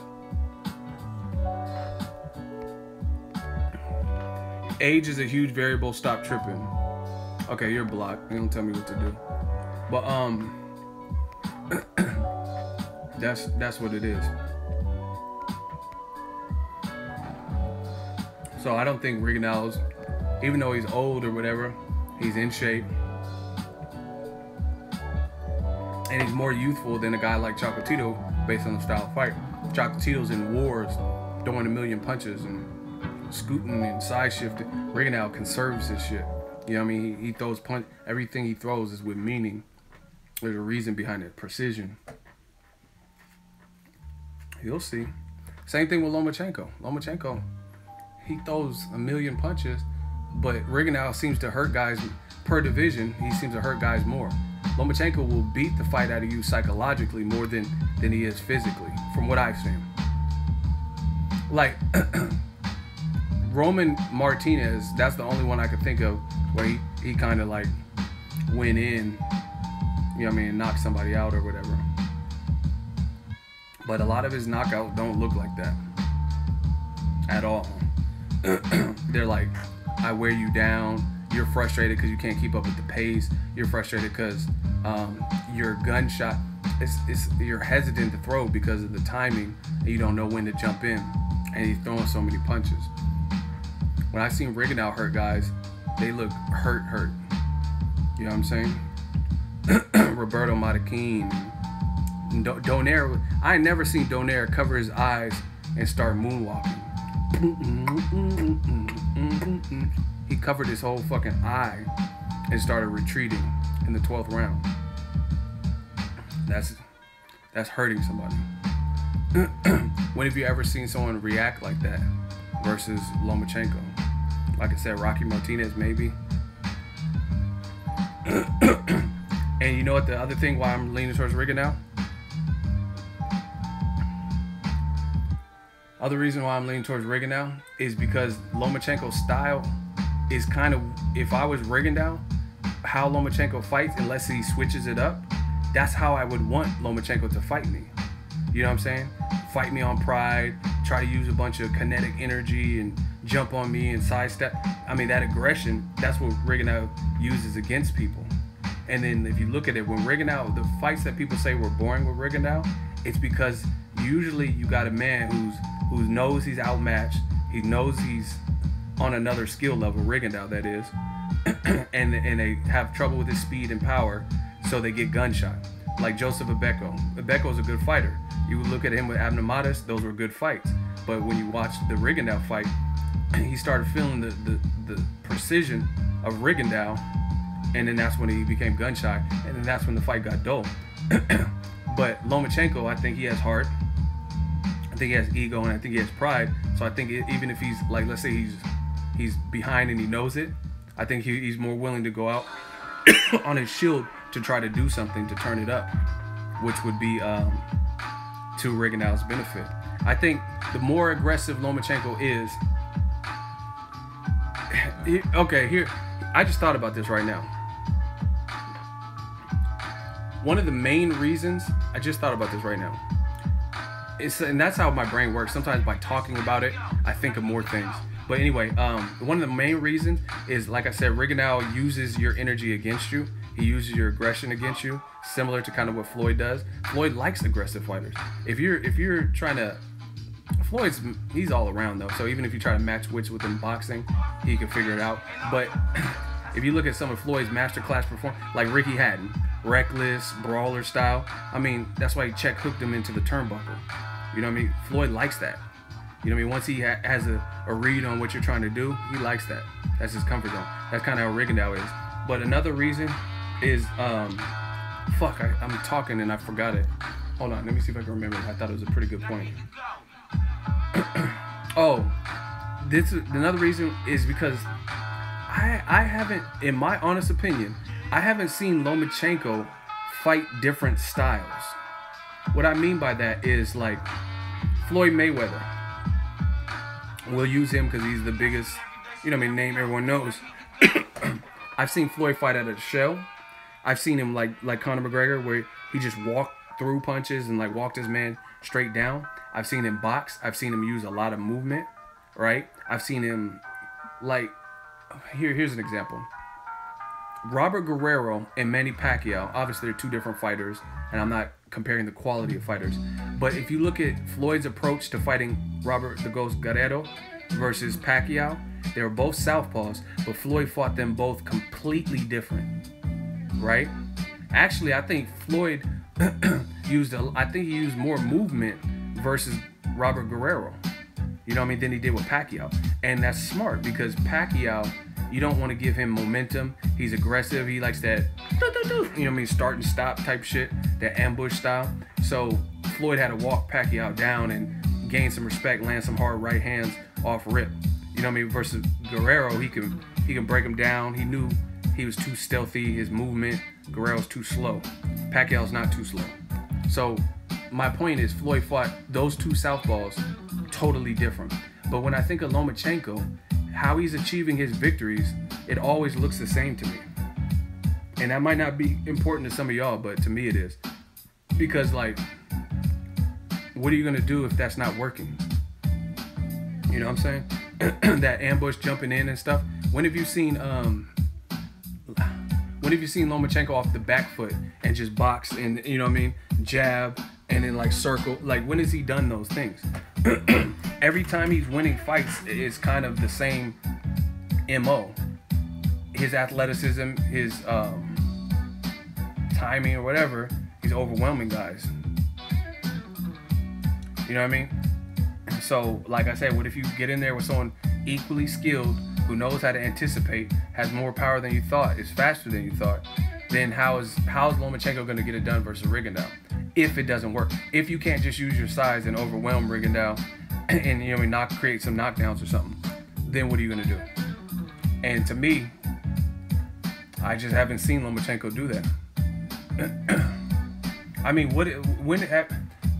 okay, my thing is this.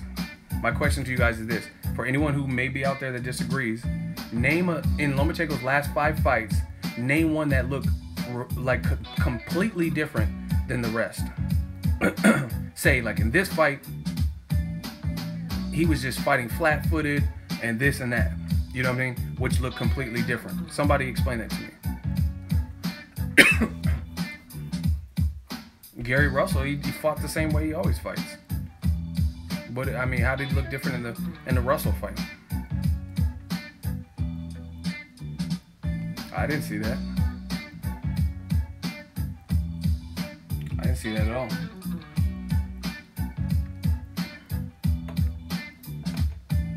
So I just think the guy with more shades and more tools is Rigondeaux. But like I said, the weight makes it interesting, and it's a top ranked card primarily. So if it's close or something, you never know.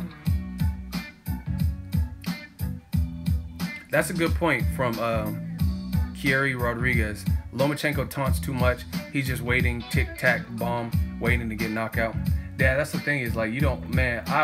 If I was Rigondeaux in camp, I would be perfecting that. Like, cause see, that's the thing. Lomachenko, I don't think he's dumb. I don't think he's dumb.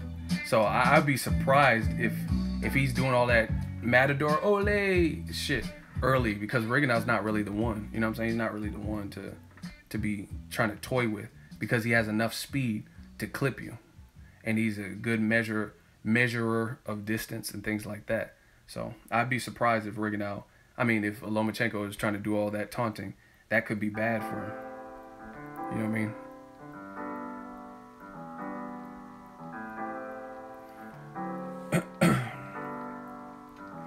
It's a good fight, man. And see, the other thing that's underrated about certain fighters, like I feel Rigondeaux and Andre Ward particularly, it's underrated their mean streak. You know what I mean? Because you don't typically think of them as like the bully, like a Triple G bully style, or like Ruzin Provannikov. So it's easy to neglect and negate and forget they got dog in them. They got that mean streak. Like one of the most impressive things. See, this is, like I said, I'm no better than anyone when it comes to this commentary thing, but I try to call it like I see and be realistic. One of the great things about Rigondeaux for me is he, and a lot of the Cubans, is they're not going to let you make them get off their pivot. What I mean by that is they're not going to let the crowd boos or anxious, you know what I mean, anxious opponent or something, get them out of their rhythm. Edislani Lara, no matter who's in there, Vanes Matarosin, Del Rodrigo, that Cuban style, there's a lot of guys that they know when to turn up and know when to do what they're doing. And they're not going to be so frustrated where they get, and start panicking. That's one thing I noticed. And with Rigondeaux particularly, the thing that's impressive, all the people say, oh, he has a suspect chin, this and that. They said the same thing about Sadam Ali. Cotto, if Jesse Vargas can hurt you, Cotto can surely hurt you. And Sadam Ali just went in there and beat Cotto. Now, I'm not comparing the quality of those two fighters to Rigondeaux Loma, but you guys will slowly see, especially with new media and me bringing it to the front door, you'll see that a lot of people don't know shit about boxing. They just recycle the same shit. Like, for the longest, I keep hearing about Daniel Jacobs. Shout out to my dude. Shout out to Brooklyn. Daniel Jacobs' suspect chin. That's great, but if his chin is so suspect, then why did he only get stopped by one person? Dimitri Perot. Why didn't Golovkin, when he knocked out 23 consecutive people, why didn't he knock out Danny Jacobs when everybody said Jacobs was going to get knocked out, minus me and a few other people? You know what I'm saying? Same thing with Sadam Ali. Oh, he got a glass chin. But he just fought Cotto and didn't get knocked out. So y'all do too much with this glass chin shit. But anyway, one thing that I like about Rigondeaux is even if you do knock him down, look at his fucking reaction when he gets back up. He just, like nothing happened. Like Rigondeaux has no facial expression or anything. Like Rigondeaux happy. Rigondeaux sad. Rigondeaux horny. Rigondeaux ecstatic. That's how he looks every time. I even made like a little meme about that. But that's how he is. And even when he gets knocked down, he gets right back up like ain't shit happened. Just like, okay. And he usually gets better. So, should be a good fight, man. I'm not sleeping on Lomachenko. I thought about the fight time and time again. The weight is the biggest the biggest thing. I think Rigondeaux just does more. So if he can manage the weight and his power carries up, I think he's the sharpshooter here. And they're both southpaw. See, and the thing, a lot of people don't understand this.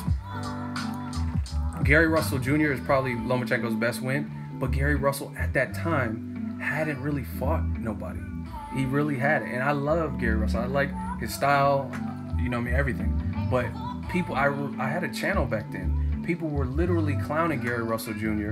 at the time, saying he's the tomato can killer and when's he gonna step up.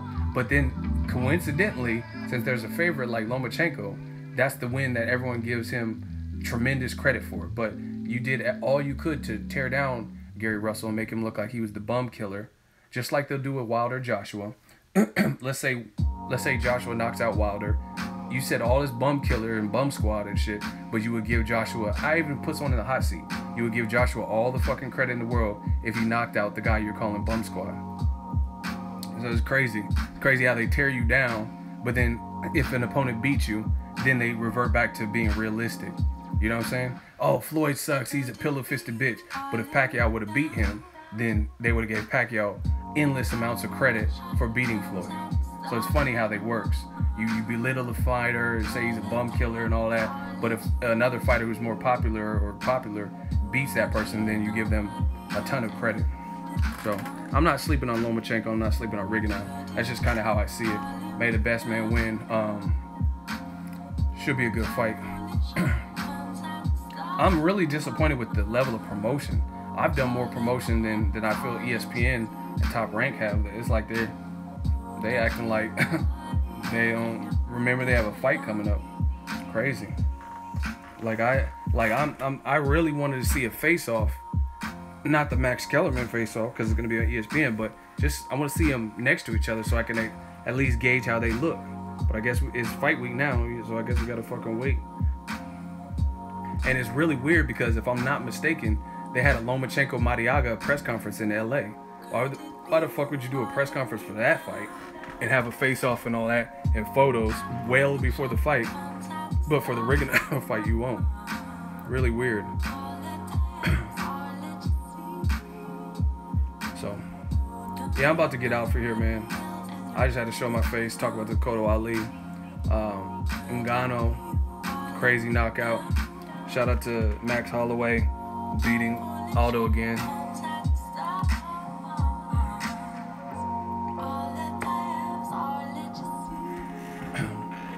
Charlo called out Triple G, Sanchez to make excuses. Yeah, well, new media is here, so hopefully we get to the bottom of stuff like that. We need to see these fights. We need to demand them. That's really what it is.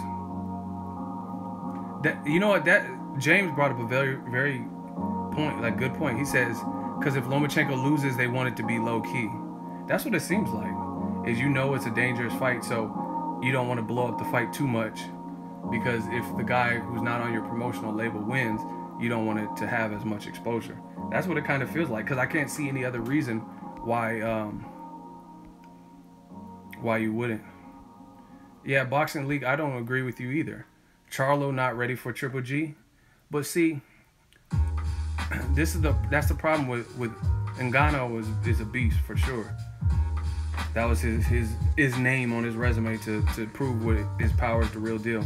That was a single shot knockout. But anyway, Boxing League. Nobody wants to hear you say this shit. Nobody cares about your opinion on so-and-so is not ready. Let's see it. You know what I'm saying? If Charlo, because listen, if we went through your opinion, where Boxing League, are you listening? Shout out to Luis Riviera, $2 Shmoney Gang super chat. We the mob. Shout out to all the super chats, man. We back in it. Listen, where's Boxing League? I want to make sure. Okay, he said I'm here. Okay, so be 100% honest. Boxing League, be 100% honest in front of like almost 200 people. Did you pick Sadam Ali to beat Miguel Cotto tonight and go? Boxing League. Did you say that Sadam Ali was going to hurt Cotto multiple times when he just got knocked out last year and he was going to beat Cotto's ass? So you picked Sadam Ali. See, I wish there was a tracking device. Where? Yeah, that sounds full of shit. Do you have do you upload boxing videos on your YouTube?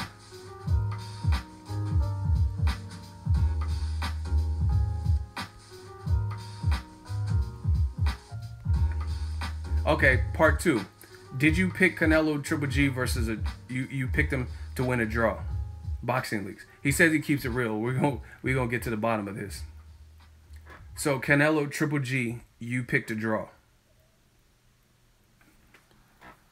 He doesn't have any content. Yeah, exactly. So no way to corroborate if he really picked Sadam Ali. How convenient. So Boxing League, did you pick Canelo versus Triple G to be a draw?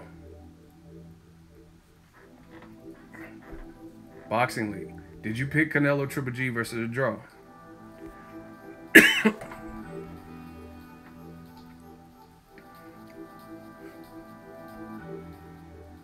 See, why is it taking so long? That's a yes or no question. Did you pick Canelo versus Triple G? Okay, he says I picked Triple G to win. How did you think Triple G was gonna win? What form of winning? Boxing League. So you picked Triple G versus decision. Well, guess what? That didn't happen. So my point rests. You didn't know it was gonna be a draw. We had to watch the fight and find out it's gonna be a draw, and that's what it is. So you saying Charlo's not ready? Show me. Triple G needs to show me. Because truth be told, how you gonna say Charlo's not ready? And realistically, Triple G didn't even look great in his last 2 fights. The 2 people he stepped up with, Jacobs and Canelo, had him look more human and more vulnerable than he's looked from Prescott all the way to Adama and beyond. So how can you say Charlo's not ready? Can Charlo take a Triple G punch? I don't know. I really don't. That's why I want to see it. So, like, you know what I mean? Nobody's, like, that's an excuse. Oh, he's not ready. Shit, he looked ready enough to me. The way, when I was at the press conference with him, and the way he was saying, he says, you feel you the best? I feel I'm the best? Then let's settle it. That sound ready to me. See, now you're going way off. Now I might have to body bag you in the hot seat. Charlo didn't really earn his spot against the #1 pound for pound. You see, you sounding like Abel Sanchez or something, like you have ulterior motives. You can't just win a few fights and think you could fight the top champ. All right, let's put him in the hot seat because I gotta get another body because all right, you in the hot seat Boxing League because you tripping now. You saying okay, so why didn't Charlo earn it?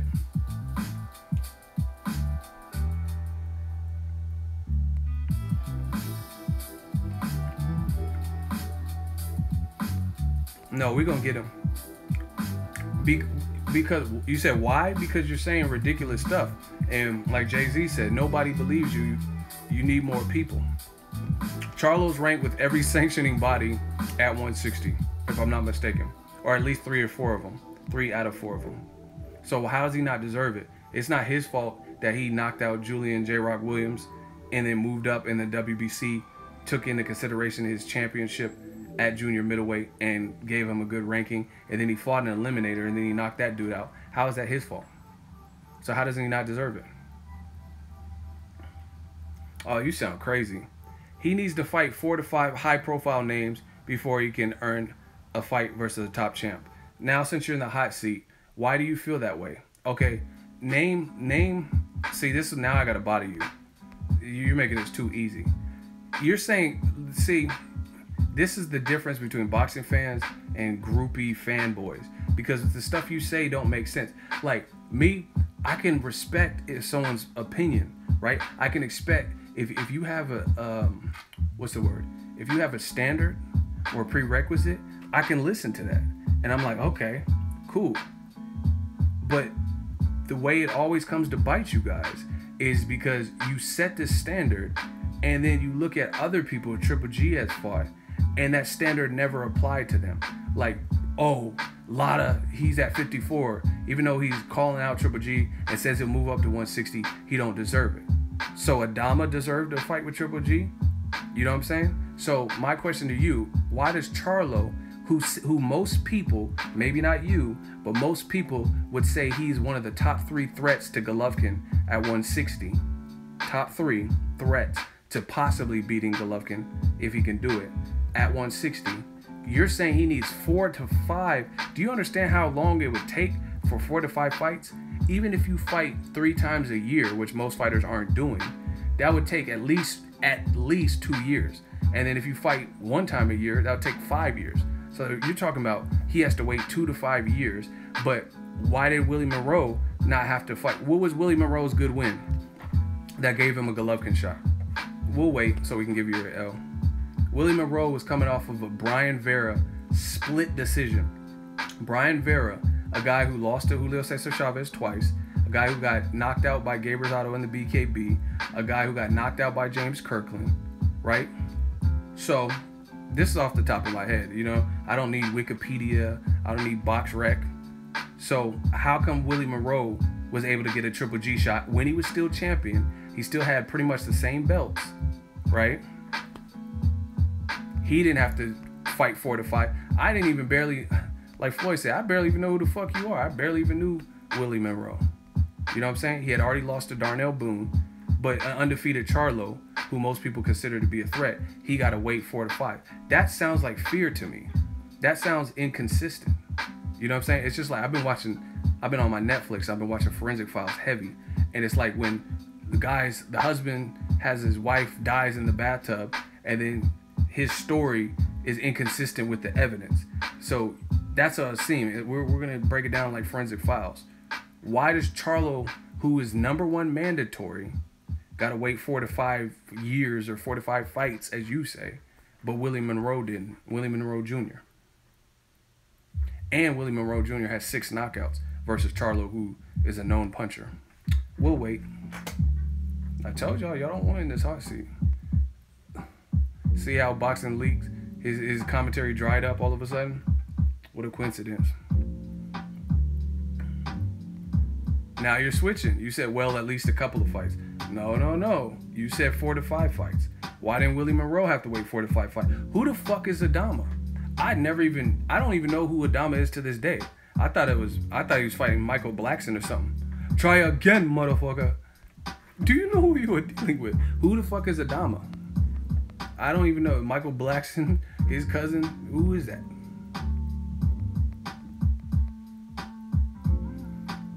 At least fight Lemieux Saunders, then Jacobs next fight winner. No, that's stupid. Okay, so using your logic, he's Golovkin's #1 mandatory right now, or the #1 contender for Golovkin's belt. So you want him to fight somebody with a totally different belt, a WBO belt, and jump out of line potentially. Like, what if he loses a controversial split decision? You know what I mean? That's stupid. That's just like Errol Spence Jr. Why would he jump out of line when he was like 1 tick away from getting a Kell Brooks shot? Why would he jump out of line to fight Danny Garcia or somebody? That doesn't make sense. Well, he's the #1 contender, but it was supposed to be for an eliminator, but now they're doing another one because, you know, the WBC likes to collect money and put a million eliminators together. But he's supposed to be an eliminator versus Hugo Centeno Jr.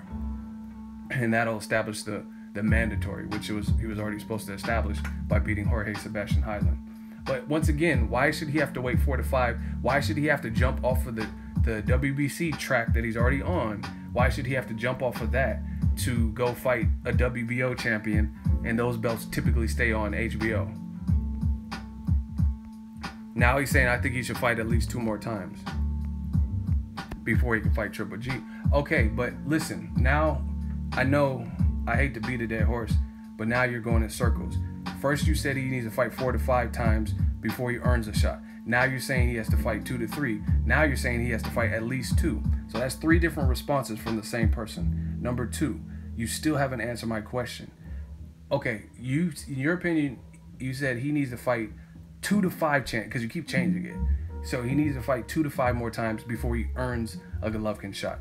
Once again, my question to you is, why didn't Willie Monroe have to fight 2 to 5 known people, like you're saying, before he got the Golovkin shot? Or Adama? Or Gabe Rosado? You know what I'm saying? Okay, I get it's your opinion, but what I'm saying is, why did that rule not apply for anybody else? Canelo has no belt, and he got to fight with Triple G. Canelo actually gifted his belt to Golovkin. Why did he get to fight Golovkin? Why did lesser known people like Kell Brook or Willie Monroe, like, you know what I mean, Kell Brook's a welterweight, why did he get the fight? All right, let's vote. I fried this dude. You talking about like a welterweight gets to put your hells up. I don't agree that Willie Monroe should have been there either. Well, he fought him, and he fought a welterweight in Kell Brook, who actually hadn't fought anyone really of note since Sean Porter. You know what I mean? And that's who Golovkin chose to fight. But now for an actual middleweight, he got to do all this and jump. That's that bullshit. Yo, one of my mods, the Boxing Leaks, should we ban him or should we just time him out? Ban him or time out? The first 5 responses. Now, I'm not acting like you control the fight, but you do control what you say. All right, timeout. Put him in the timeout. Put him in it. One of my mods, time him out. Don't actually ban him. He can come back after. I did it myself. He said I didn't say anything bad. You didn't say anything good either. Listen, there will be justice out this motherfucker. There will be some accountability. It's not that you said anything bad, but you said something that we don't believe you. You need more people. Once again, the logic is flawed when you keep making all these excuses. Like, Charlo versus Triple G is a good fucking fight. Is it the biggest blockbuster? It's gonna earn Triple G $100 million? No one's saying all that. But for the division, for who's in the division, it's a competitive fight. There's definitely a market for it. Put it in Texas. I'm sure people would love to see Golovkin fight in Texas. Charlo's from Texas. Boom. There you have a sold out venue. You know what I mean? Triple G has sold out in the UK, sold out in New York, and also in California. So you put him in Texas with a Texan fighter, I'm pretty sure they'll do good numbers, right? But now all of a sudden there's a bunch of, that's kind of like the shit Abel Sanchez is talking about. You know what I mean? Like, oh, why should we fight Charlo? What? Because he's gonna be your mandatory and he's a threat to you, and we'd rather see you fight like top quality guys that can present a pro. Like, why do fans? This shit is crazy, man. Why if you're a fan, why do you want to see your favorite fighter against guys who aren't even formidable? Like, you know what I'm saying? That you don't really give much of a chance at all. Like Anthony Joshua versus Carlos Takam. You're down for that, or Kubrat Pulev, but you're anti Deontay Wilder getting the shot, and you want to think of a million excuses on why Wilder doesn't deserve the shot. You see how stupid that sounds? Or Triple G, you were good with Gabe Rosado coming up from 54, or Ishida with no damn punching power coming up from 54 to fight Triple G. You're good with Michael Blackson's cousin, Adama. Try again, motherfucker. Do you know who you are dealing with? The pink motherfucker. You okay with that motherfucker? Who did this shit to me? Right? You're good with that. You're good with Adama and Willie Monroe getting the shots. And Kell Brook, a welterweight, getting the shot. But an actual middleweight who's taller than Golovkin with power, who's been looking good, now he got to do more. That's fear, man. That's the only thing it can be. It's fear. You know Charlo's a threat, so you want to do your best to minimize it and make it like he's not a threat to your favorite fighter. That's the only thing it could be. Because you were cool with Dominic Wade when he was a mandatory, but now the WBC has this man rated #1. Now, he got to do more. He doesn't deserve the spot. But Dominic Wade fought Sam Solomon, who, don't take my word for it, research it. Sam Solomon is 40 plus. He's 40 plus in the karate class. He had a bum knee versus Jermaine Taylor, and he has double-digit losses, like 11 or 12 losses. That was literally, and he won split decision. He got a split, this is off the top of my head. Dominic Wade won a split decision win over this 40-year-old with double-digit losses and a bum knee, right? And I think he's from Australia, mate, right? Crikey. And that's the fight that made him the mandatory for Golovkin, and he got I went to that fight, covered that fight as media. Golovkin, and nobody had a problem with Wade fighting him. Oh, he's the mandatory. Get off his fucking back. Get off Golovkin's nuts. But now Charlo, that's a better mandatory in my opinion. No one wants to see that. That's fear. I'm telling you. Period. Dominic Wade, you good with that mandatory getting his shot, but you hate the idea of Charlo getting it. He has to prove so much more. And see, this is the fucked up thing. This new media is fucking you boys up. This is the exact same thing that they do. they say Deontay Wilder is a bum bitch and bum squad. They say the Charlo brothers ain't beat nobody.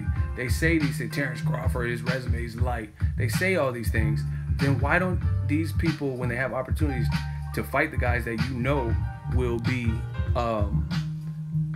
give them the credit if they were to beat them, then why are there so many excuses? You know what I mean? Terrence Crawford versus Pacquiao. No, he doesn't deserve Pacquiao. But you say you want him to step up his resume. And he said he's down to fight Pacquiao. Wilder's calling out Joshua. You said he's bum squad. Why would you not want to see Wilder fight the guy who's not a bum in Anthony Joshua? Charlo, he ain't beat nobody, even though he beat J-Rock and K9. But you don't want to see him fight Golovkin, a guy where if Charlo is able to beat him, then you'd be like, wow, this dude Charlo is serious business. You know what I'm saying? But they don't want to see it, supposedly. But they want to critique that person for having a lackluster resume. You see, this shit is, I figured the game out, man.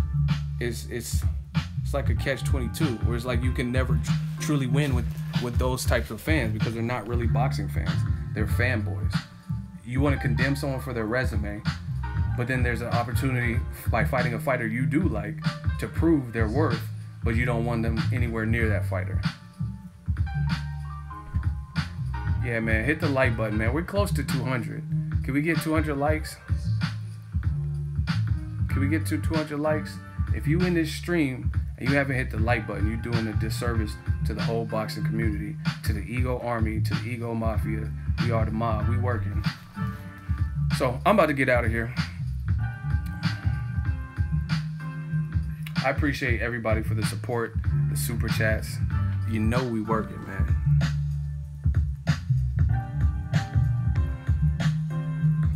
Man, I'll be back. I don't know when. But shout out to Cotto on a good career. Definitely think it's time for him to hang up the gloves. Oh, this is another thing that Cotto. Y'all want one more thing about Cotto? Can we get to 225 likes or so? If we get to 225, I got a bonus statement about the Cotto, what I think he did wrong. We need to get to 225 likes, and we got to do it quick because I'm literally about to get out of here.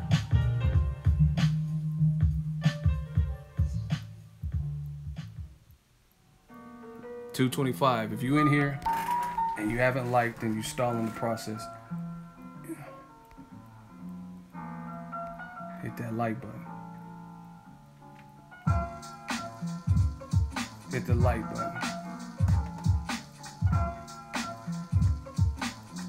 Fuck it, we close enough, and I don't feel like waiting all day for 3 likes. But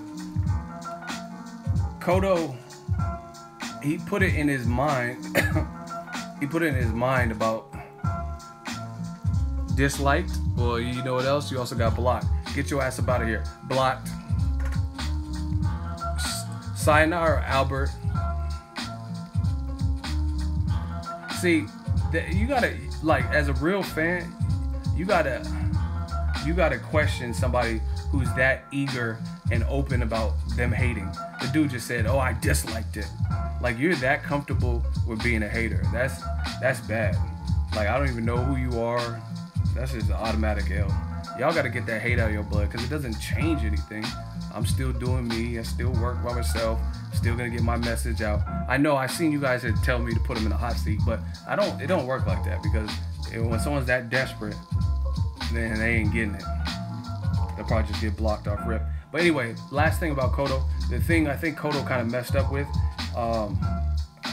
I think ever since his pops died, he's kind of not been like fully vested in boxing.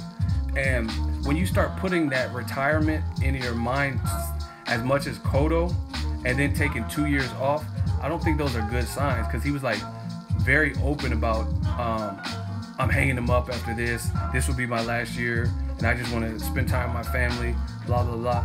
It's like, that's not as a fighter, as an active fighter, to me, it's not really a good message to put out there, because Sadam Ali has no plans of retiring, to my knowledge, anytime soon.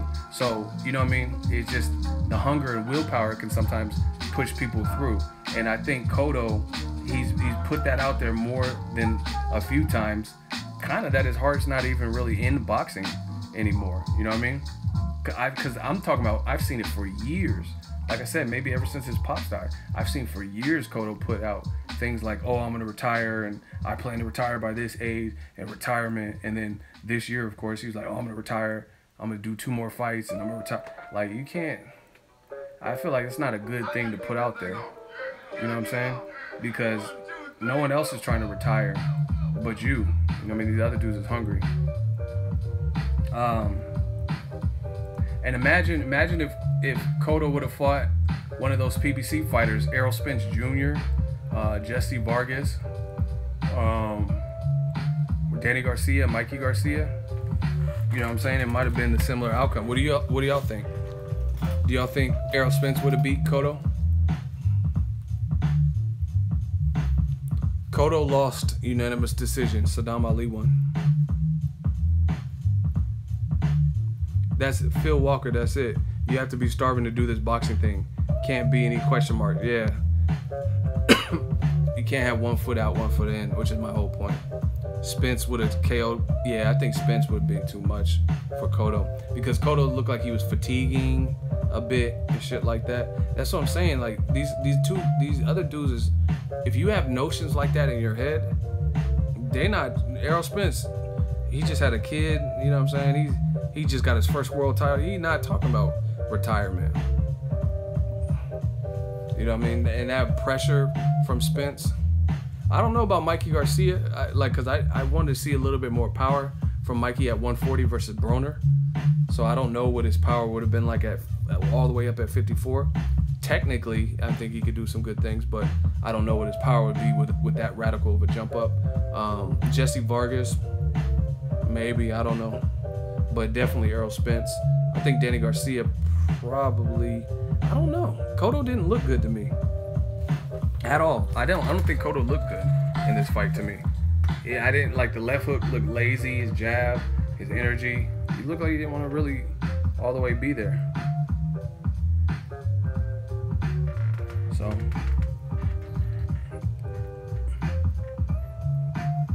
when the hunger stops, you need to call it quits. These hungry lions will eat you alive. Yeah, that's the name of the game. So, no country for old men, because everything Cotto is built, that next guy wants. Just like when Bernard Hopkins fought Joe Smith Jr. Joe Smith Jr. ain't seen a fraction of the money or whatever that B-Hop has seen. So Joe Smith Jr., he knows he got punchy power. He was trying to knock out B-Hop. He wanted, you know what I mean? He wants everything. He wants that scalp. You know what I mean? Just like Inglourious Bastards. 1,000 Nazi scalps, and I want my scalps. You know what I mean? So if you're not hungry and not fully vested, then it's not the sport for you.